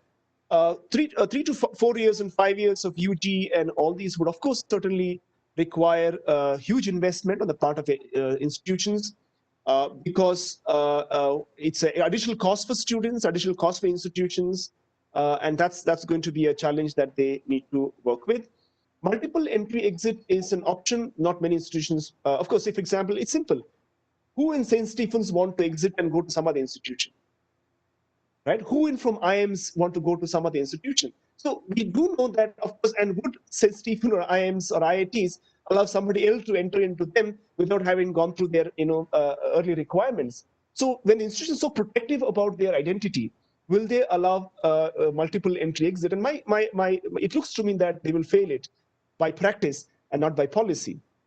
But this is something, of course, would be of some help to especially women in this country who get married midway their education, especially after the undergrad education, even from the women coming from forward communities, well-to-do communities, they exit education after their undergrad. And such female students might benefit, may not be a large number, but a small number benefit from this. But if institutions can put enabling policy and practices in place, that's something that one might be able to encourage, but still remains institutions need to have their own identities and how they're going to compromise with that. And I'm not saying they should, but that's a question that one needs to keep in mind. And the same thing applies to Academic Credit Bank. Why would another institution accept? And this is where policy goes, turns on its head. On one hand, it talks about autonomy. On the other hand, it talks about Academic Credit Bank. And Academic Credit Bank implies that another institution takes the student that comes and says, look, these are the credits I've earned in the past 2 years from different institutions, online, physical, and all that. And now you give me your degree. Should they give a degree? My own personal opinion on they should not give a degree, because each institution brands their student. Each institution shapes their students in the value system. And therefore, to say, give me a degree for the credits I've earned somewhere else, and I will not believe in your value system, I think is against the idea of autonomy that the policy speaks about. And therefore, well, because government institutions might encourage that, especially in the private realm, I doubt institutions will encourage this. PhD is allowed after 3 to +1 years. We need to see research in undergrad space is a very, very minuscule activity in this country. And to make the 4th year of undergrad as a research thing, there's a lot of groundwork that they need to do on this front. But certainly, this will be a welcome step, as it will increase the quality of the PhD programs in this country, because after 2 years of masters, students necessarily don't bring the quality they might bring after 4 years of UG. But what I really excited is about that PhD gives the chance and compulsorily insists on teacher training for the PhD students. This is a welcome step because this is going to have a huge impact on teaching at the undergrad level later. But one of the practices that many central institutions have is that PhD scholars are asked to go and teach, and the supervisor sits in the office and does his own reading or research. Now, in this system, you cannot really train them well. If the PhD students need to be trained well, then the teacher has to be present and mentor them in teaching. So unless such a system is put in place, this will remain the continuation of the existing practices and not much change, except an experience for PhD scholars as to how it feels to teach. CPSS and outcome education requires a lot more training for institutions. Many of our curriculum we call CPCS, but it is not CPCS because it's a huge cost. I mean, if you would introduce a fully choice-based credit system, institutions need to do 3 times faculty recruitment and 2 times infrastructure. And that's going to be a huge requirement if you want to give accessible education to the students. 3 types of institutions are being asked about, although it was very clearly said by Chetan Singhai that it is not hierarchical kind of a system. The conversation that I have access to from many institutions tells me that most of them want to be research intensive universities because that will be seen as more reputed rather than teaching intensive and autonomous degree colleges. So the culture of this country is certainly going to make the hierarchy where research intensive universities will be seen as today's IIMs and IITs and central universities, and teaching intensive universities will be the state universities, and of course a lot of private institutions will be degree awarding a lot of autonomous colleges. And if in case, of course, the government, I mean, here there's nothing much that I can see that the private institutions can do, but government needs to step in from a more enabling, educative and supportive system to, in case they want to reverse this kind of a pyramidal structure. Online education has been given huge thrust in the policy, but there are problems. The pass percentage in Coursera is 9%. And if you dig down further in this data, you realize that high school dropouts rarely pass this, pass the online courses. The PhD holders actually have a much higher rate of completing the courses, and then the masters and then the undergrad, and least are among the high school dropouts.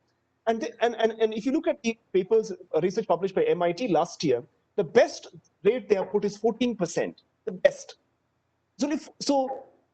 And IGNOU data available publicly, which was put in public domain a few years ago, says only 6% of the students who enrolled in IGNOU complete the courses. And if you remove the certificate and diploma courses, only 3% of the students who enroll in IGNOU pass the courses. So we really know, I mean, so the social practice aspect of it, that online education is not going to be a help to bring those who are marginalized into mainstream, or those who are from economically social challenge background to the mainstream to online education. If hope and the future lies in brick and mortar institutions. But of course, those of us, who are listening now, we certainly will make the best of online education. So, I mean, the larger issue of egalitarianism, social inequality, those questions become pertinent in the online education space.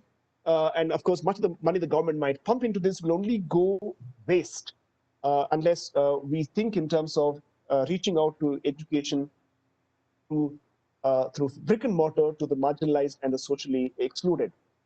The rest of it, I will mince. Multi-disciplinary education, of course, requires, again, bigger challenge is going to be faculty to find in different disciplines who have research orientation, and of course, investment that the institutions should make, because it requires more campus space. And if you look at the UGC requirements and to start up a college or a university, it's very, very difficult to establish a college or university in this country, and it's only going to be in the name of quality, even more difficult without, because we have a national common standards across the country, which are very difficult to implement, and those challenges will come. Existing institutions also don't have space, which, when all of you look around and see in your institutions, do they have space to accommodate the colleges where you came from? Do they have a space to accommodate 3,000 students? They do not have space, right? Where are they going to find the space? So those are the challenges that I think are something that we need to prepare for. And students are not going to, all the demographic shows, from various studies that it's the cities are going to become bigger, which have no space, and the villages will be empty. And how do we start colleges where there are no students to study?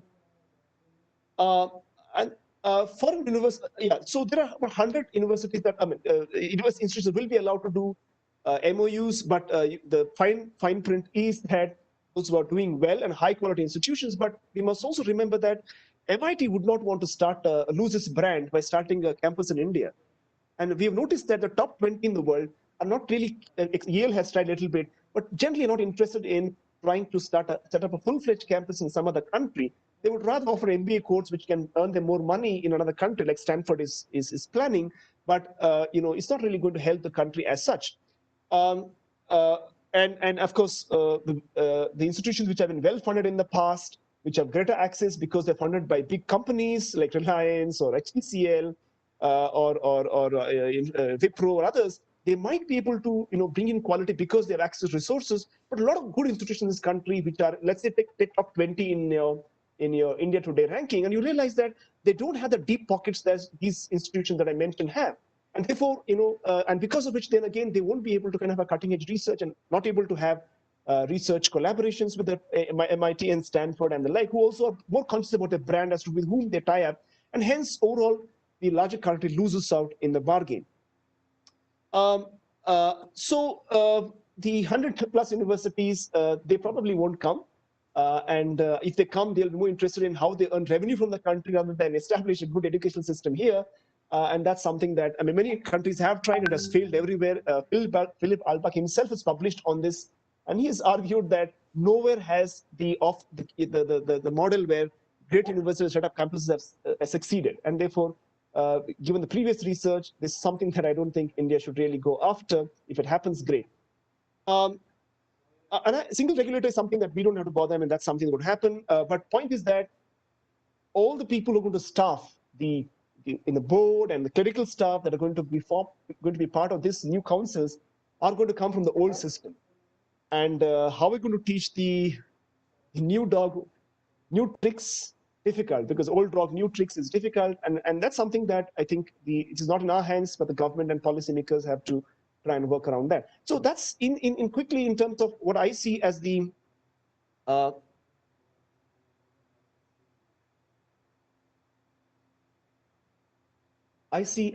one second, I'm trying to, okay, yeah.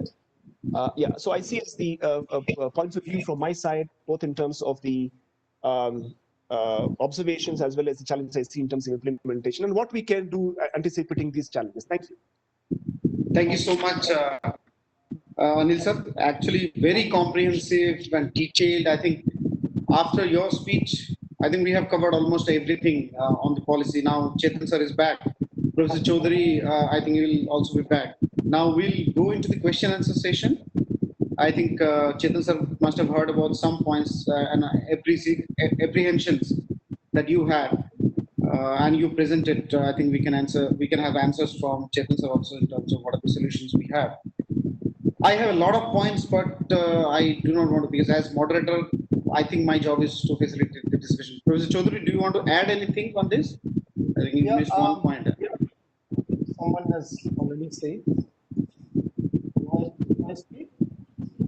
No, it's fine. So there's no noise. Okay. So there is a lot of noise. I don't know from which device it is. Maybe because of your headphone. Akram sir, if you can mute, it'll help, because if you can mute yeah. So coming back, I have already raised a few issues earlier. So I'm not repeating those. The issues of digital divide, the issue of the fund, the issue of the involvement of the state governments, the issue of many other points. One point I haven't raised earlier was the issue of English.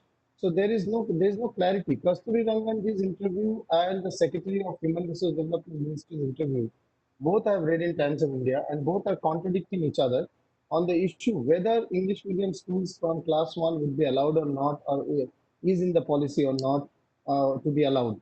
So yes, emphasis on mother tongue is there, emphasis on Indian languages is there, which I also accept. I believe in the adage that the Nobel Prize winning literature from my language, Bangla, Rabindranath Tagore had said, Matribhashai Matridugdho. Mother tongue is like mother's milk. So that I too agree. But having said that, abolition of English at the primary stage, the picture is not clear. It is not being clear. The only thing, by implication, several statements are there. and by interview some of the leaders, some of the key persons have spoken that the emphasis is on Indian language and not on English. My point is, one of the key plus point that we have, advantage that we have on the Chinese is our command over English. And also across the Western world, we have around 5 crores, around 49 million people of Indian origin and people of Indian origin and NRIs together across the world. And one of the key reasons that Indians have been accepted everywhere, apart from many others, one is the general ability to converse, speak in English. So this relative advantage, we should not lose out on the language, and particularly when all higher education institutes are largely in English medium. So the importance of English, it can be second language, but the importance of English must be allowed. And what is the medium of instruction should be left to the family to decide and not the government to decide. A bureaucracy should not decide the medium of instruction of a school.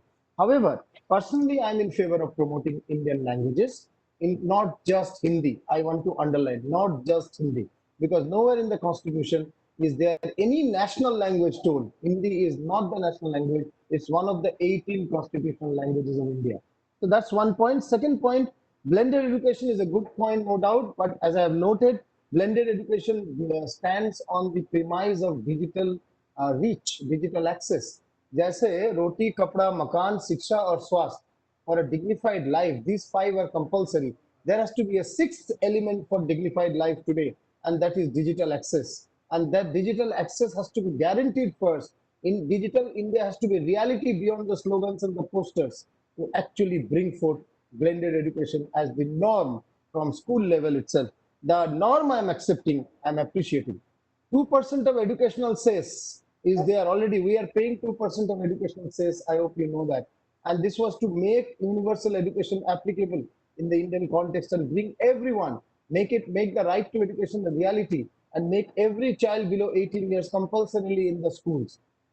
That has to be emphasized enough, which hasn't been there. That compulsory universal education for all children till 18 years, for those who cannot afford at the cost of the public exchequer, for which every citizen is paying 2% educational cess, has to be a reality. Some points I am just adding. And the last one, this differentiation between research university, teaching university, and degree granting autonomous college will create another casteism. The research university becoming the Brahmins, the teaching university becoming the Vaidyas, and the degree granting autonomous colleges becoming the new Shudras.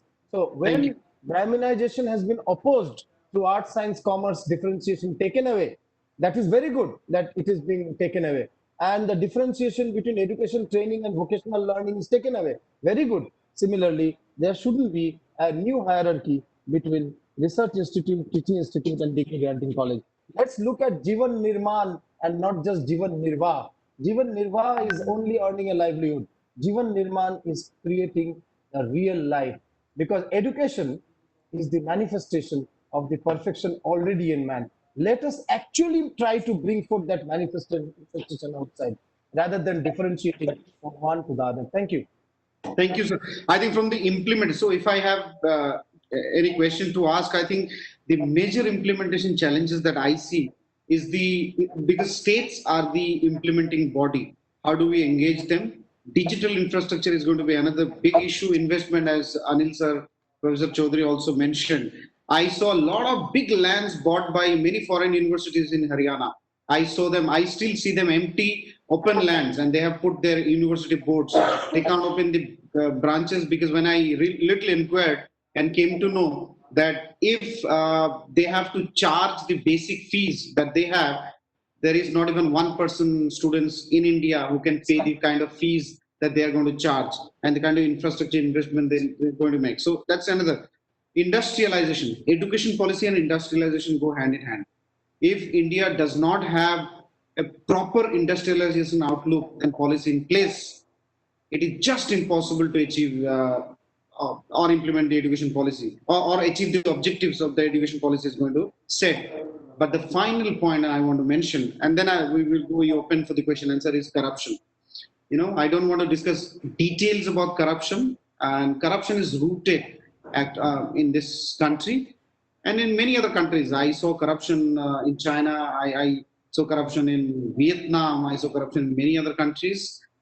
But our kind of corruption is very different. There are a couple of areas like, and I really feel pity for this country, and very shameful also, that Brahmins work from Brahmins, Muslims work from Muslims, Jains work from Jains, Christians work from Christians, we Bengalis work from only Bengali people.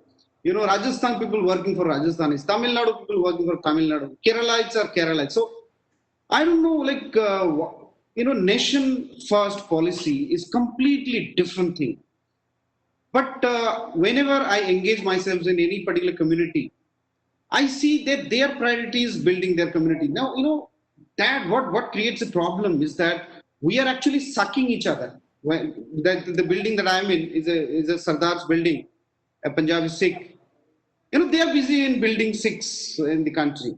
All this, so this can never make India one of the best countries in the world. We have to forget all about our things and we have to put nation first. I think education, and again, we'll have to somewhere sink in this. So casteism, we have to finish, and all these religious things, we have to finish, and India has to be on top as a priority. I think if we really want to become one of the prosperous countries, I just mentioned this point because I felt this is also important for us to understand.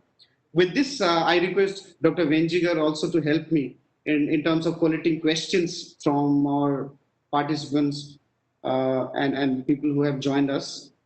I would request if we can have a couple of voice questions because that will make it a little more interactive. So there are already a couple of questions here. Dr. Venjigar, I would request if you can help me getting some questions.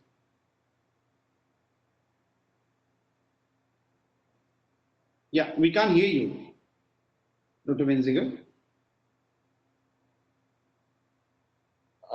Akram, can I ask a question to Mr. Chetan as a Benziger prepares his Yes. question? Yes, sir. Can I? Sure. Yeah, I have three questions, and in fact, one of them, Father Biju, I don't know how he understood his told, and he's already put it there. So I will read his question, which is, why is MCI and BCI excluded from the single regulatory body? This is a question because he's insider to both the central government policy making and the state government policy making. This is a question to you. The second question to you, this is again because I do not know, you know better in terms of being insider to the policy, is that what is professional setting body? How is it is going to be different from the present professional setting bodies, the way they function? And the third question is, what is going to happen to the deemed universities in the whole process? Because it is said that, well, they will not be called deemed, they'll be called universities. What is going to be the state government's role? Will the state government have, as of now, the state government has no role, but will it have role, and will it be under the central government? Because other than deemed university, the central government does not create any private institutions. It's only under the brand of deemed university. So what will happen to that? Will the central government start creating private institutions, or will it be given to the state institutions? These are three questions to you, Mr. Chetan. Thank you. Thank you. I think before I come to those three questions, let me answer the question to Professor Ujjwal Chaudhary on the English part as well as the differentiation part, because that's important to clarify.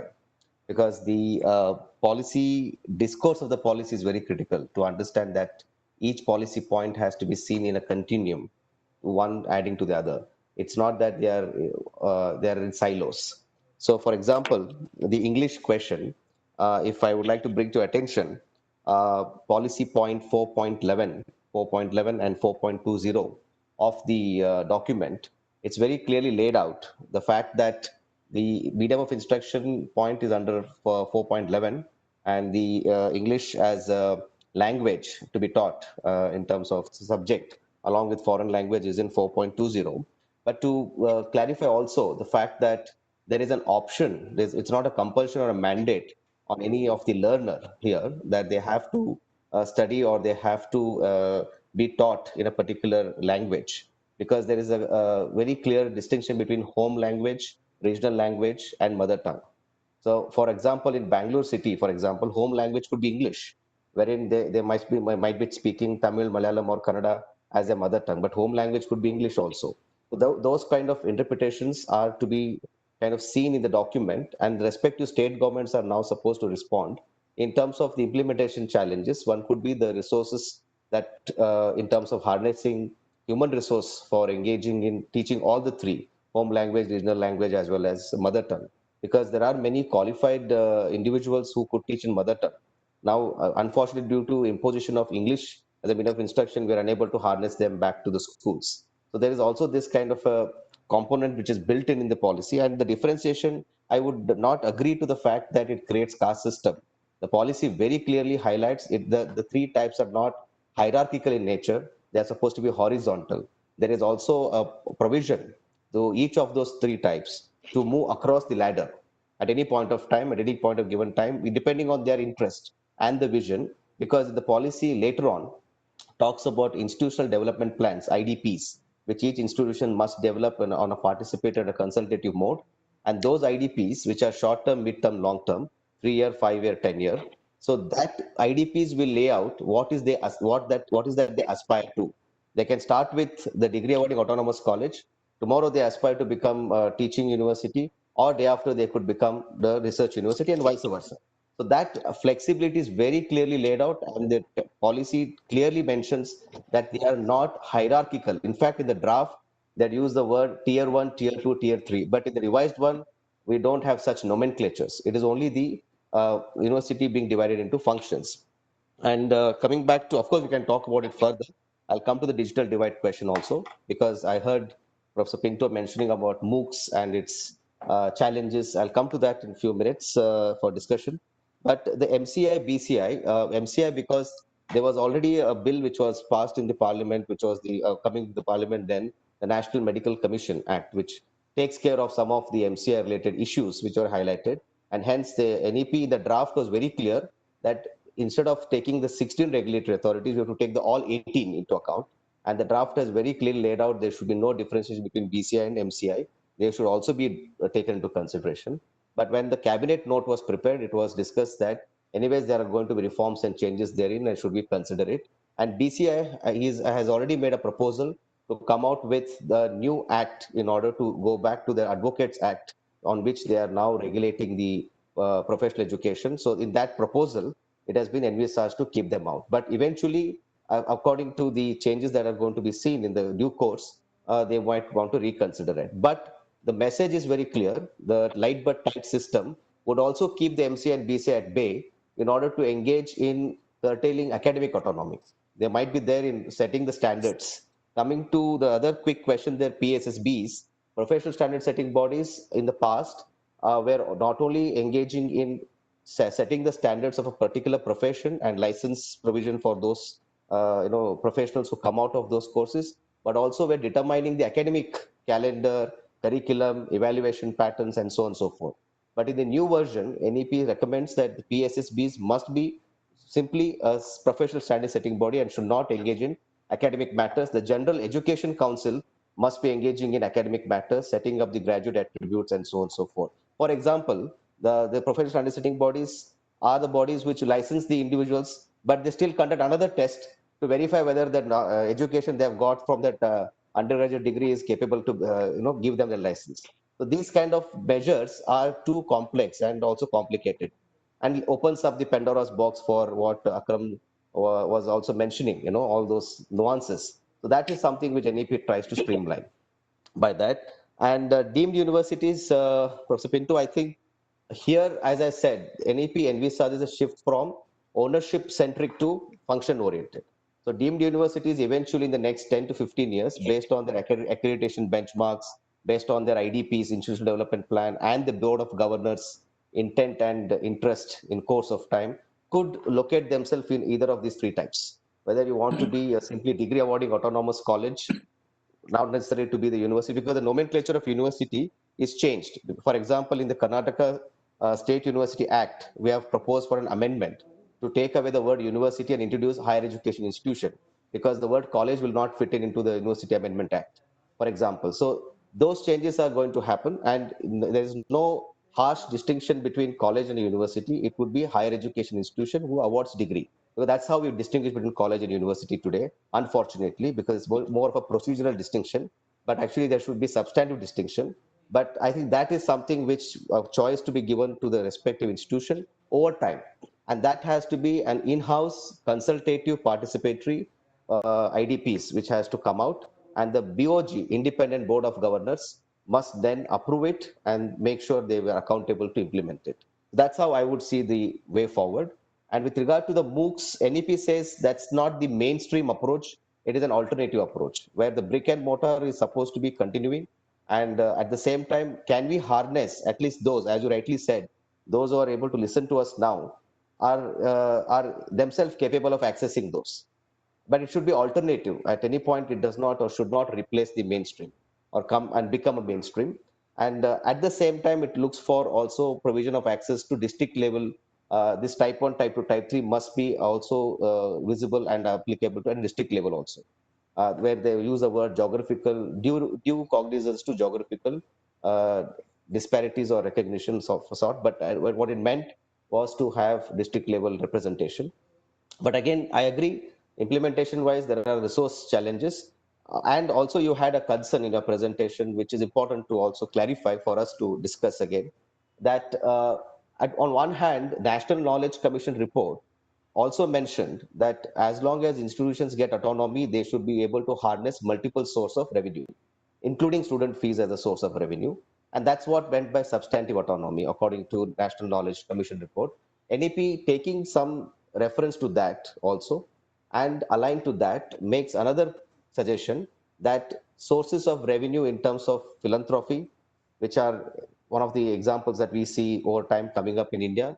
Also, some sort of this based on financial probity and public disclosure, seek funding from the CSR if they are willing to contribute, or also individuals are willing to contribute with appropriate measures. But that's what that financial probity and disclosure is very, very critical. But these are alternative source. But infusing public investment is a big thing, and that's a requirement. In fact, if you read the draft, they never use the word 6% GDP. In fact, they've used the word 20% of the total public expenditure must be in education. And in the last annexure, they've given a breakup. How is that 20% to be broken up for school, higher education, and adult education and vocational education? But 6% GDP has been the magic number where the best of the minds in public finance and higher education are unable to solve. How is this? But unfortunately, one can say that that has been continued. But I think it's time for us to critically engage and debate and say, can we now say that we should use the public expenditure nomenclature other than the GDP nomenclature? That's something that implementation has to come out, and respective state governments have to now respond. So I'm sorry it took a lot of time in responding, but I thought they were aligned to each other, so I responded to it. Yeah, it gave a lot of clarity actually. I think Father Viju wanted to ask a question and also small remarks from Father Viju, if Father can hear us. So Father has asked one question. Anil sir, you also to ask a counter question also. No, he has answered that, which is about why Yeah. NCR and BCI is left outside the regulatory system. He has answered. Okay, so what Father Viju is asking, how are our regulatory bodies helping the institutions to improve? Is the answer done on this? Or often I have only a quick response to that, Father, is that you hit the nail on the head. That is how the problem right now is. That is what we need to resolve. And I think the principle of overcoming this system is in terms of having those 4 independent verticals at the central level as well as appropriate them at the state level. I think that's something, and most importantly, subsuming those 16 regulatory professional understanding bodies into one can resolve some of these challenges is what is the aspiration of the NEP here. Yeah. I think that's right. I agree with your concern, and I think that's where we need to address. Yes, Father. Yeah, Dr. Venskar, if you can please take over and take. So you have to unmute, and then you can take some questions to the panel, please. Dr. Venskar, can you hear me? Yeah, I have one more question. Is there any mention of, well, obviously one of the speakers said there is no mention about the right to education in our new policy. I'm also interested to know if there is any mention about the minority rights in establishing education institutions, running it in our national education policy. So Chetan sir, I think you are the best one to answer. No, yeah, I would only respond to from the policy perspective. Again, I would, this has been a big issue or concern that has come up in many places. But Father, here the point of difference is The policy, the 66-page document, the policy number 6.2.4 talks about not minority institution, but minority students, because it is important that we focus on the students and they can have choice in terms of getting support. The National Higher Education Grants Council must provide appropriate scholarship based on the social demographic profile of the prospective students, and they would have a choice to go where they want to. So instead of the institution, the emphasis more is on the student.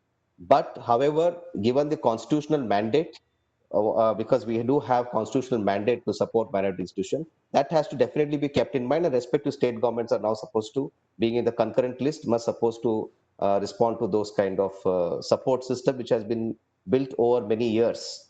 But the emphasis here is on the minority students in terms of availing scholarship, availing support, and also at the same time having certain kind of mentorship program so that they can have a choice of going to the institutions. But again, at any point, the constitution is not supposed to be ignored here, and there are also mandates there, but there's no mention of minority institution as such, because it's only the three types which are very clearly kind of anchored around that. Thank you. Thank you. Yeah, Dr. Venziger, can you speak now? If it... Yes, sir, I sir, can I speak to you now. Yeah. Yeah. Thank you, Sanjay. So there is a question from Preeti Punwani. Okay, so you have some audio issue also, sir, because of the internet connectivity.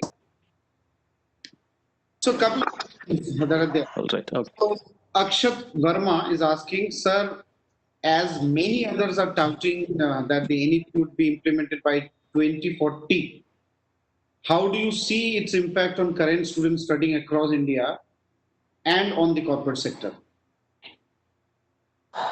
Yeah, so what was the name? Sorry, Akshat Verma.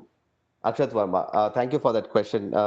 See, 2040 is the what you call the maximum that you're looking at. By then, these things have to be achieved. But there are also interim temporality component there. But what will happen to the current students? Of course, as I told you, that education being in a concurrent list, we cannot have pan-India nationwide implementation at one go. It has to be phased. It has to be in response to respective state governments aligning to that. But to give an important information here as an example, the 4-year undergraduate program was the first policy point discussed by the committee in B.Ed, Bachelor of Education. That was the first policy point discussed when I think Mr. Javadekar was the minister then, and it was immediately implemented. Considering the urgency of it, it was immediately implemented. So in a way, what we see, just giving one example, there are few, wherever there is no financial implication, some of them have been already gradually brought into the implementation process, but it will not be an immediate, direct kind of impact on the present students or the faculty members. But I think with this discourse building up itself is an impact on us to contribute. That's another thing. But immediately policy will not have direct impact, but it's going to be phased. And 2040 is long term, but I agree. But there are respective timelines at 2022, 2025, and so on and so forth. But yes, it has to be gradual and phased manner. So yeah, if you're looking at tomorrow impact, I think maybe not. It will take some time. Right, sir. One very interesting question, and I want to club that. And Ruchi Dhanam also can respond to it. Kritika is asking that my concern is, an observation is that there are a lot of discrepancies in terms of quality of teaching based on multi-layered differences in India, private and public institutions. How is this issue been addressed in light of NEP? I want to add two things on this question, sir. CBSE has a complete different standard and pattern. ICSC has a complete different. State government institutions, schools or colleges, they have a complete different structure, pattern of teaching and all. So apart from teachers, unless India has a same layer of education or quality of education in all the institutions, public, private, local, urban, rural, everyone, I think we can't be a global knowledge center of the world. So how do we achieve? How are we targeting to achieve that? So first Chetan sir will respond, then Ruchi ma'am, I'll request her to also. Yeah, Chetan sir. Yeah. I think there are two different questions. One is about the structure of the education system. The other is about the quality of teaching across different types of institutions. So I will go for the second one first. With the revised structure, that is 3 plus 4 plus 5 plus 4 model, the idea is to bring the early childhood education into the current education structure, because right now they have got less attention due to the uh, lack of trained teachers or professionals, because Anganwadi workers, ASHA workers are the one who are, at the peripheral level especially, are deeply engaged in not only is taking care of the health component, but also of the village in that sense where they are located, but also in terms of taking care of those children. Because when we visited there, in fact, the chairman of the drafting committee was very, very annoyed with the way the Anganwadis are in the infrastructure. In fact, they were came up to nothing but there was nothing but glorified toilets. The way they are, the type of building, the kind of water flowing in, it's very bad. So that was one trigger. But the point is that they also looked into the early learning stage, early childhood, because a lot of consultation happened through experts in the domain of early childhood education. They claim we need to shift early childhood education from the integrated child development scheme from Ministry of Women and Child and Social Welfare to Ministry of Human Resource Development, today's MOE.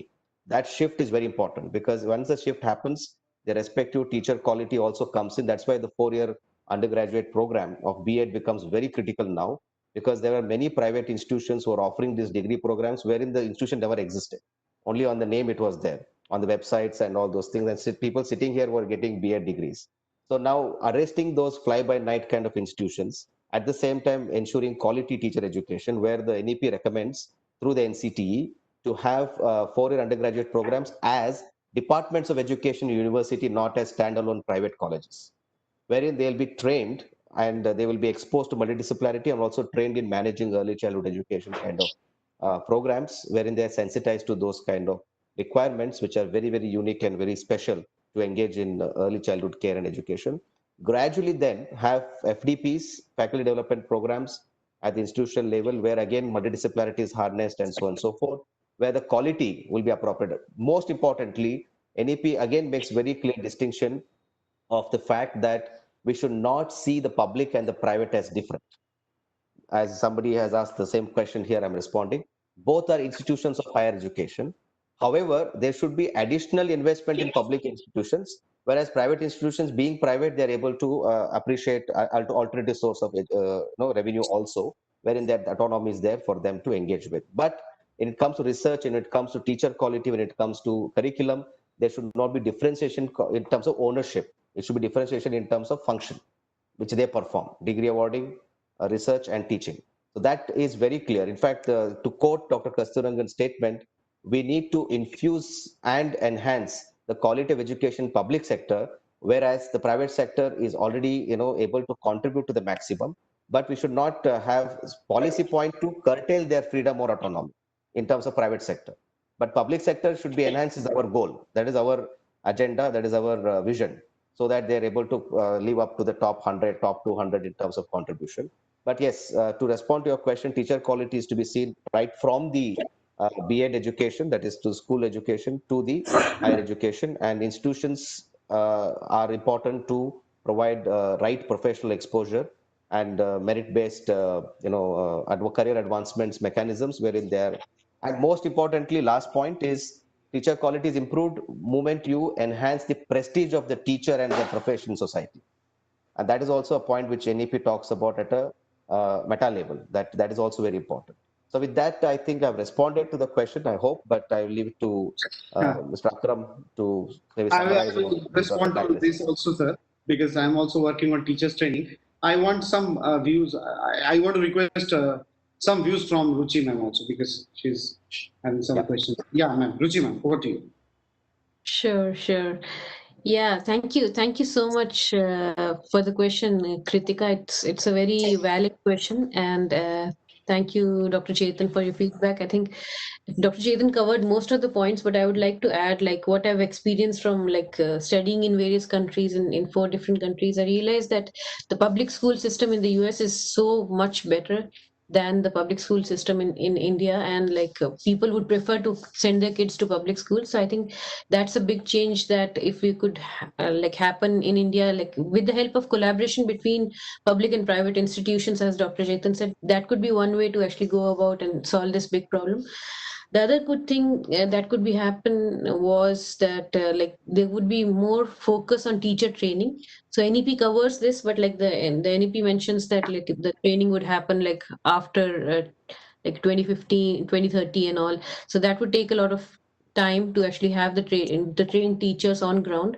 So I estimate that around 80 lakh teachers are still there that cannot benefit from this. So I would assume like there should be like programs like online teaching to actually brush up the skill set of the teachers for various courses, and that could help out quite a lot in terms of like having a strong quality system for the teachers training, so that the teachers are well off, and then they can actually inculcate the right learnings to the students as well. Because as an industry, I've seen like a lot of times that if we go out recruiting for engineers and all, like we can see like the stark quality difference between like two engineers. Like they don't even know like how to convert like the SI units from one to another.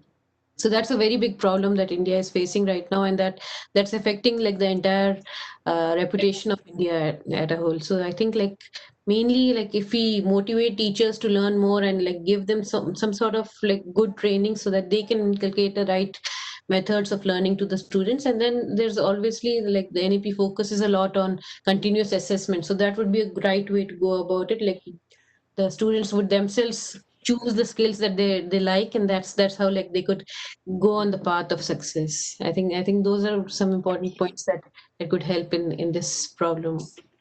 Thank you. Can we take some voice questions? Professor Reddy, Shekhar Reddy wants to ask something. Can we request him? So I would request our IT team if you can have some Hello. voice questions. Yeah. Yeah, good evening, sir. Am I audible? Yes, you are audible, sir. Yes. Yeah, thank you so much. That was a nice discussion on the inputs regarding NEP. But mine is a layman's question, might be. But the thing is, whatever it is the structure, whatever it is the plan, it is going to be implemented. The in Indian classroom scenario is that the huge classroom size. So that affects very much the quality of teaching learning. So is there any measures to concentrate on this huge size of classrooms, either it is in private or public sector? Everywhere, I think this is a major problem. Is there any solution for that in this NEP? And another so there are options to select different languages. It is not only Hindi or any other language can be opted, but there are options. But in a particular school, even in a reputed schools also, the language which they were interested may not be offered. Whatever one or two languages offered there, they have to select them. For example, Sanskrit is a very good language. We would like to offer for that, but most of the schools are not offering that particular subject. How it will be sorted out? Thank you. Anil sir, you can also respond if you like. I think Mr. Chetan is a better place to respond to both the questions. Yeah. Yeah. So Chetan sir, I will request, but you can also intervene whenever you feel like. Sure, sure. Thank you. Yeah, to be a bit honest about this, I did not get the second question that clearly, but the first one about the implementation and the practicality of it, which we have been discussing about, I would like to again repeat that yes, there is the direction. Right now, we have a vision, we have a blueprint, which will help us to build and evolve our implementation plan. I think that's something which is there at least now, which was not there last 34 years because we were directionless, and now there is some direction, at least in terms of an approved document. Now, coming to the language part, I think NEP, again, in the document does not, as I mentioned earlier, obligate, mandate, or force any sort of learning of a language on any individual because there is an option. A simple textual analysis would also give you that insight that there is or option. There is an oblique after each. Chetan, let me intervene. If I understood him right, what he was saying is that all the policy per se will say you can take any language. Because of practical issues, institutions may offer only 1 or 2 languages. Yeah. So all the policy will say access, institutions may not give access. Yeah, that's what I was not sure if I got the question right, but thanks for the clarification. Yeah, to respond to that, yes, the school complex system, which has been envisaged, which was also there in Kothari Commission report in 1968, the school complex system, which is reflected, in case if those challenges are there, in case such constraints are there, the school can, the respective schools in the locality can form a complex or a cluster and then share the resources. And that way, because right now we are so rigid in our infrastructural domains that if I go out from one school to other school, maybe syllabus are not common, maybe the language itself is so different and all those things. So but right now the shared resources, the school complex system, which has been mentioned, which has been further monitored and governed by the school management committees, wherein the parents and the teachers and the respective stakeholders are part of it, will be able to harness those resources and see if those challenges come through. That is the vision. That is the proposal which the NEP talks about. And if the state governments are able to create more resources for it, nothing like that. Ideally, that should be the scenario. And the Karnataka government is almost finalizing the school part. The higher education we finalized today, but school part is almost finalized. So maybe we should wait and watch and maybe see how, for example, Himachal Pradesh has already started to develop that report. UP has already commissioned a committee for that. So we have to wait and watch to see how it would be. But a small proposal in the document is school complex systems or structures to harness resources in case such constraints and barriers emerge. Did I respond to that question? Akram, can I ask a supplementary question? Yes, yes. Yeah. Sure. This is regarding the school complex. It's not clear for me to. I missed you. Government institutions, also government and private institutions. Yes, it's both. As I said, the NEP maintains the same spirit right from school to higher education, not to have dichotomy between public and private. If it is there, it's there for all. Yeah. Thank you. Should we Akram, can I just respond to Mr. Reddy's point? Just to mention that, the idea of a student-teacher ratio in a class is not a straightforward answer. Like, you should have only 40 students. Because even in Harvard, you have a class of 400. You go to Sorbonne in Paris, you have a class of 400. But an English class in the US, for example, in a US university will be 20 maximum, right? Because you cannot teach somebody better English if you're going to have in a class of 70 or 90 or 100. You can just do something, but it's not going to really change their language. So I think the issue is in terms of what the subject or lab experiment. Most science labs actually have smaller classes in India, even public or private institutions. So it is a subject that determines what can be the size of a class. And I think that flexibility as of now is not offered in institutions. They have same size fits for all, except for science experiments, of course, classes are small. But in all cases, generally the classes are same. That I think we need to revisit differently so that the learning is better achieved for different subjects depending on learning outcomes we want them to have. Thank you. Thank you, sir. Yes, Chetan, sir. To add on to Professor Pinto's point and responding to that question, which is a very important question, in addition to what he said, the NEP 2020 talks, unlike the erstwhile approach of regulatory system, which was input-oriented, input-centric, it now talks about output and outcome-oriented, in the sense that you will have institutional autonomy to respond to the student-teacher ratio appropriately, but the learning outcomes, creativity, critical thinking, life skills, competencies, those are the things which will be reflected in the General Education Council, and those outcomes and output will determine your student-teacher ratio and appropriate measures. But there's no mention in NEP on student-teacher ratio because that's an institutional level detail. But in fact, it talks about outputs and how is that learning outcomes are to be achieved. And if you have, naturally, if you have higher student-teacher ratio, then it becomes difficult to achieve those outcomes which are envisaged in the document. So appropriately, institutions now have to respond to it and get reflected that into institutional development plans across the years. In addition to what you said, yeah, thank you. Sanjay sir, how long can we continue, or if we come to the end of this? Sir, up to you. If you feel that any other relevant question is there, not yet addressed, we can take one or two more questions, and then otherwise we can wind up. Professor Sabu had a question that there is a mention of 4 independent verticals bodies. How is the compliances, documentations with them going to be mutually exclusive or some collaborative fashion? Could you shed upon more light on this? Yeah. Can I take that quickly? Because since I mentioned it in the slide, but I would like to hear other panelists on this point, because all of you have been into this sector in various capacities. So it'll be good to hear your views also. One is the intent here was to ensure that they are mutually exclusive. That is the intent. That is the spirit at which these 4 independent autonomous verticals have been envisaged. But the system is such that there has to be some sort of interdependencies. There's no doubt that they're not completely independent, in the sense that if they have to address General Education Council's problem, the NHERA must be there to engage with appropriate systemic changes. So in operation level, one cannot see them as mutually exclusive.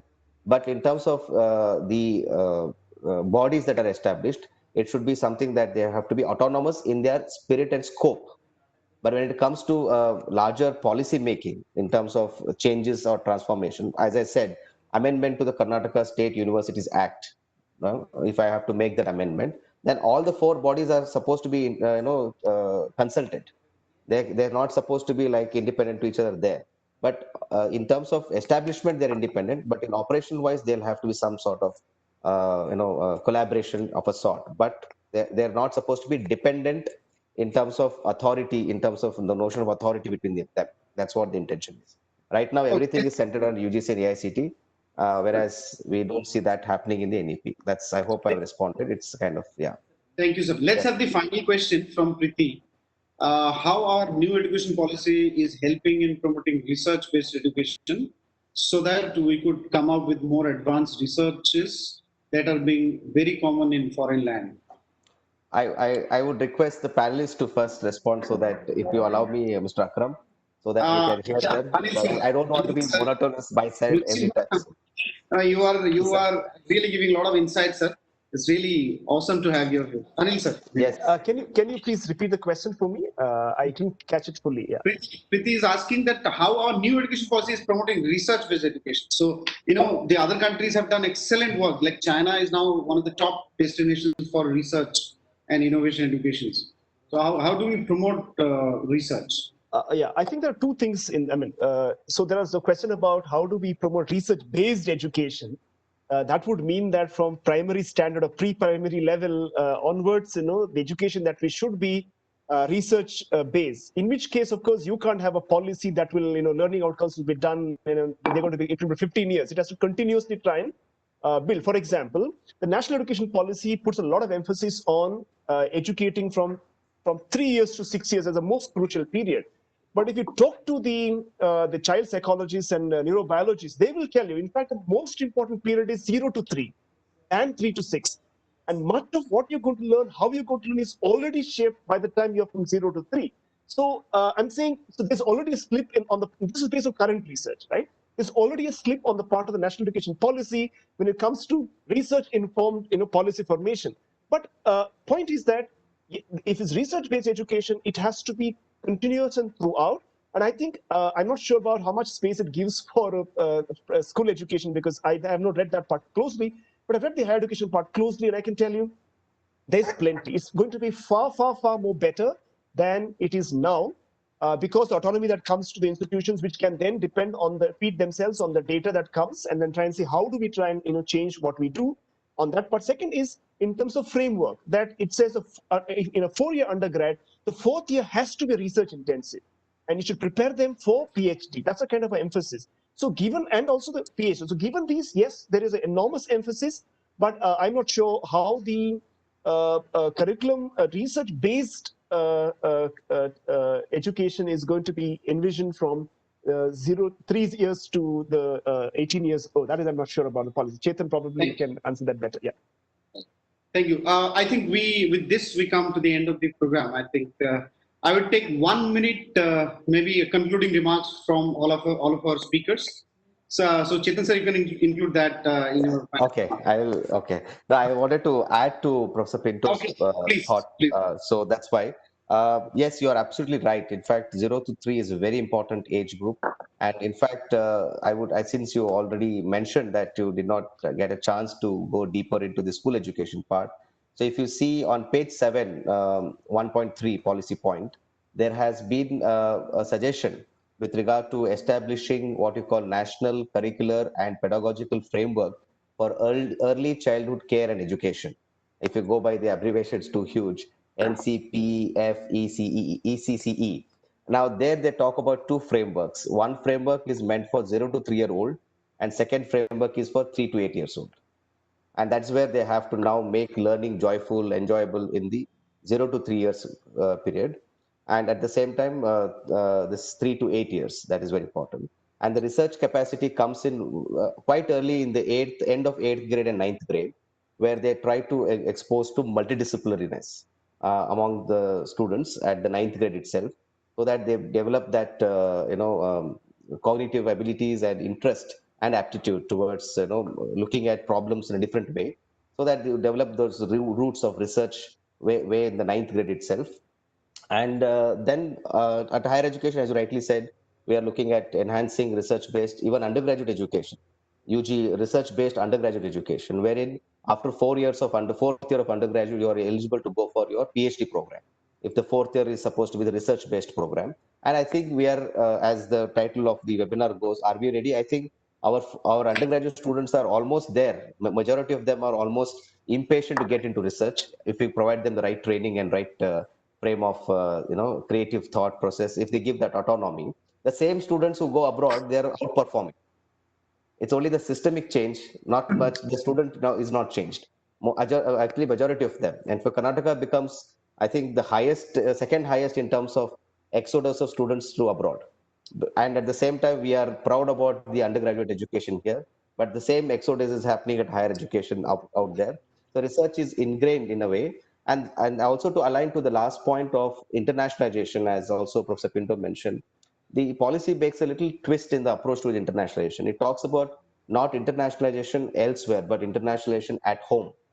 And it could be student exchanges, it could be having, collaborations, research collaborations, and all those things.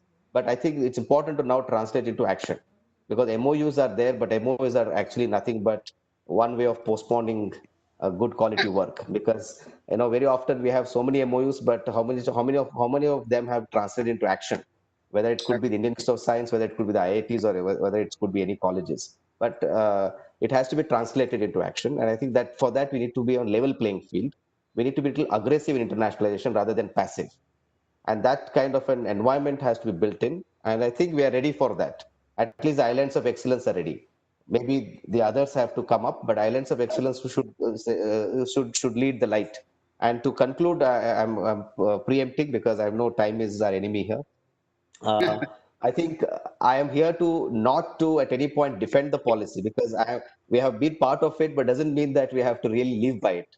So, but the point I'm trying to convey is that this is an occasion to debate and discuss. And so the implementation framework emerges from the inputs that we are getting, and from the suggestions that we come as a way of questions. These are all something which helps us to harness our own little capacities to the maximum. I am very thankful for the questions and discussions that are happening, so that we are getting all the points. Almost I have finished my 2 notepads with questions now. So with the sessions that not today, but over time, this is an addition to that. So I am taking those to the respective people as much as possible. So the intent is that we need to convey your suggestions and thoughts to the right people. And that's the point I would like to thank all of you. Thank to Chabi Madam for having me here, and thanks to all the panelists for the questions. I hope Thank you, sir. Thank you. I You have was really, within time. Thank you. you have really shared a lot of information that we were looking forward to. Sir, I would request Ruchi ma'am also to conclude, give your concluding remarks in maybe 1 minute. Within 1 minute. Sure, sure. Thank you so much. I really loved the discussion. It was very enlightening. I would love to give like a remark to the students who are watching this. I think you're at a very important time in history, you have a lot of opportunities to learn a lot. There's so many online courses as well.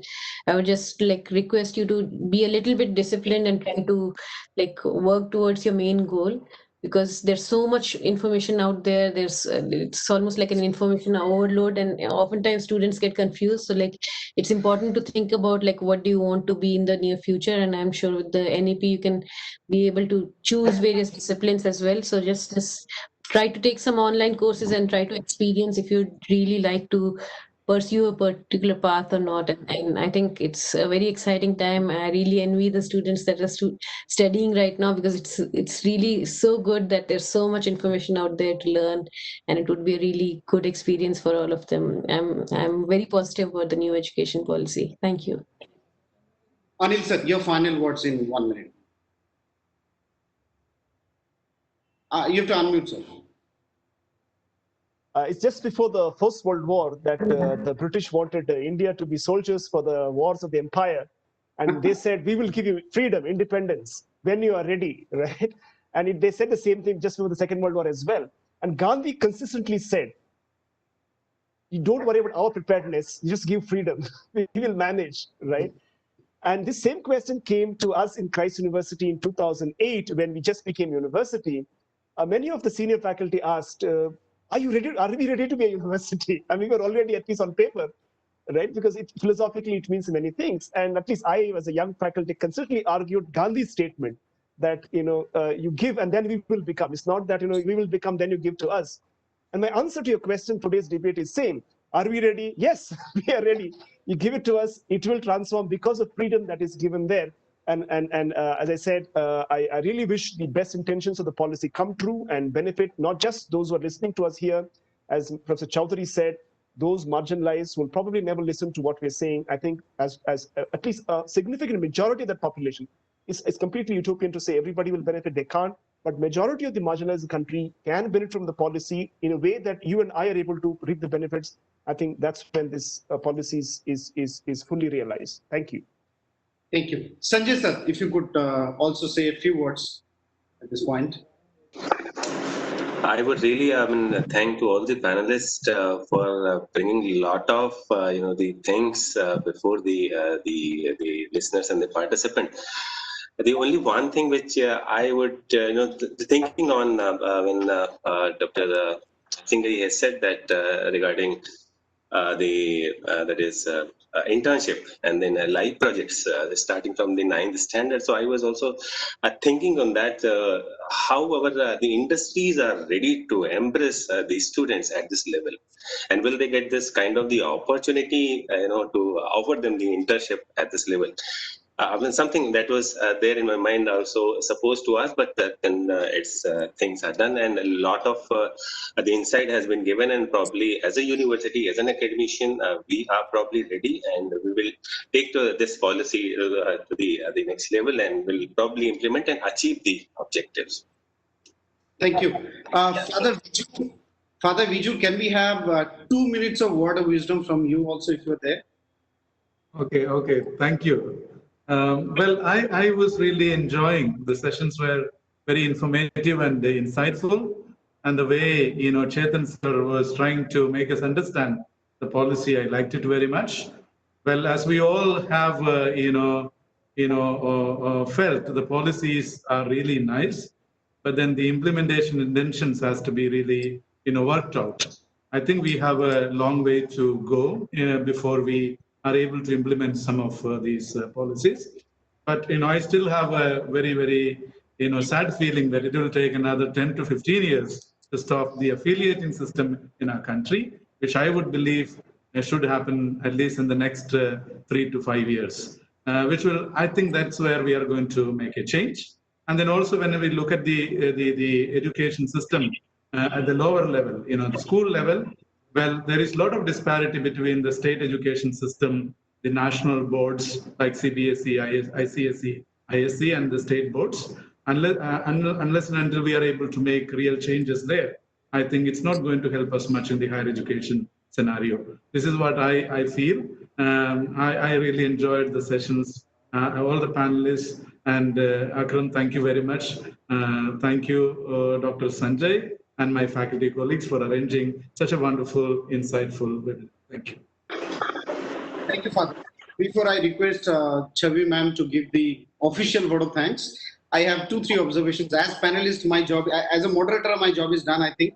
Now, because I'm working on in the education sector also, as a media, because our objective is to achieve, as a nation, becoming a peaceful, prosperous, and developed nation.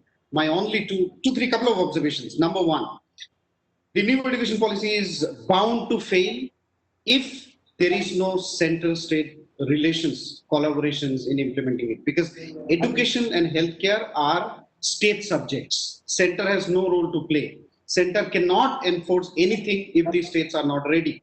And I know very well states are never ready. We need to enforce them, I think, leaps and bounds. Second is there has to be extraordinary and extreme school-university integration. Without this education system, our education system will never change. And I see a huge gap in the university education and the school education, especially universities and local rural government schools. There is sea difference in that. We need to bridge that. Without that, we are going nowhere. Third is digital infrastructure. I request and urge, because Chetan sir is to the government, that please, among this 20% you say, 25% or 6% of the GDP, whatever it is, half of the investment has to go in building digital infrastructure. If we are not building that, I think the future is, we are never future ready. The other point that I want to say is that the entire linguistic formula is going to be a big failure with the digital, with the emergence and rise of digital literacy or digital education, because digital means it's English, and English is the backbone for digital education. So I think that's it. The fourth and final, I think the point that I want to say is our policies are always idealistic, never pragmatic. India, I think the Times of India news today is that there are 1,000 schools in India which are on sale. They want to sell their schools. The education policy is here. There is no mention about the COVID-19 crisis that we have. And this is 1,000. There are more than 10,000 schools which will be in Amazon or in Flipkart on sale. So are we ready for that? Is the new education policy going to address to that? So these are a couple of risks that are there with this, and we need to seriously introspect and bring solution. With this, I request Chavi ma'am to kindly deliver the vote of thanks. Thank you, sir. It is indeed my privilege today to be extending the vote of thanks to all the dignitaries and participants whose gracious presence have made it a memorable event. First and foremost, on behalf of the organizing schools, School of Commerce and School of Humanities and Social Sciences, Delhi NCR campus, I express gratitude to Reverend Father Dr. Viju Devasi, the Director and Dean of our campus, for gracing this occasion and being the constant source of motivation and a cordial supporter of all our initiatives. Thank you so much, Father. Thank you, Father Sunny Joseph, our campus administrator, and Father Anthony. My heartfelt thanks goes out to all our esteemed panelists whose presence was dynamic. Dr. Ruchi ma'am, Dr. Ujjwal Chaudhary sir, Dr. Anil Pinto sir, Dr. Chetan Singhai sir, including our esteemed moderator, Mr. Akram Haq sir, whose contribution made it an event to remember. Thank you all for the insightful session and taking out your valuable time for the event. Our gratitude also to Dr. Sanjay Rastogi sir, HOD School of Commerce, Dr. Vinarasi ma'am, Dr. Benziger M, Dr. Surekha ma'am, HOD School of Humanities and Social Sciences, for their important contribution. All my faculty colleagues who supported to organize this event, and all faculty members and HODs of other departments as well. And above all, the students of Delhi NCR campus, students, faculty, and staff from other campuses who joined in this session today for their gracious presence. And thank you, IT team. Thank you so much, sir. Thank you. Thank you so much. I think with this, we can officially announce the end of the program. Yes, sir, we can announce, and thank you so much. Thank you, all the esteemed panel members, and thank you to all the participants as well for the lovely questions and making this the discussion more insightful. Thank you. We can sign off now. Thank you so much, everyone. Good night, sir. Good night, everyone. Good day. Good day, everyone.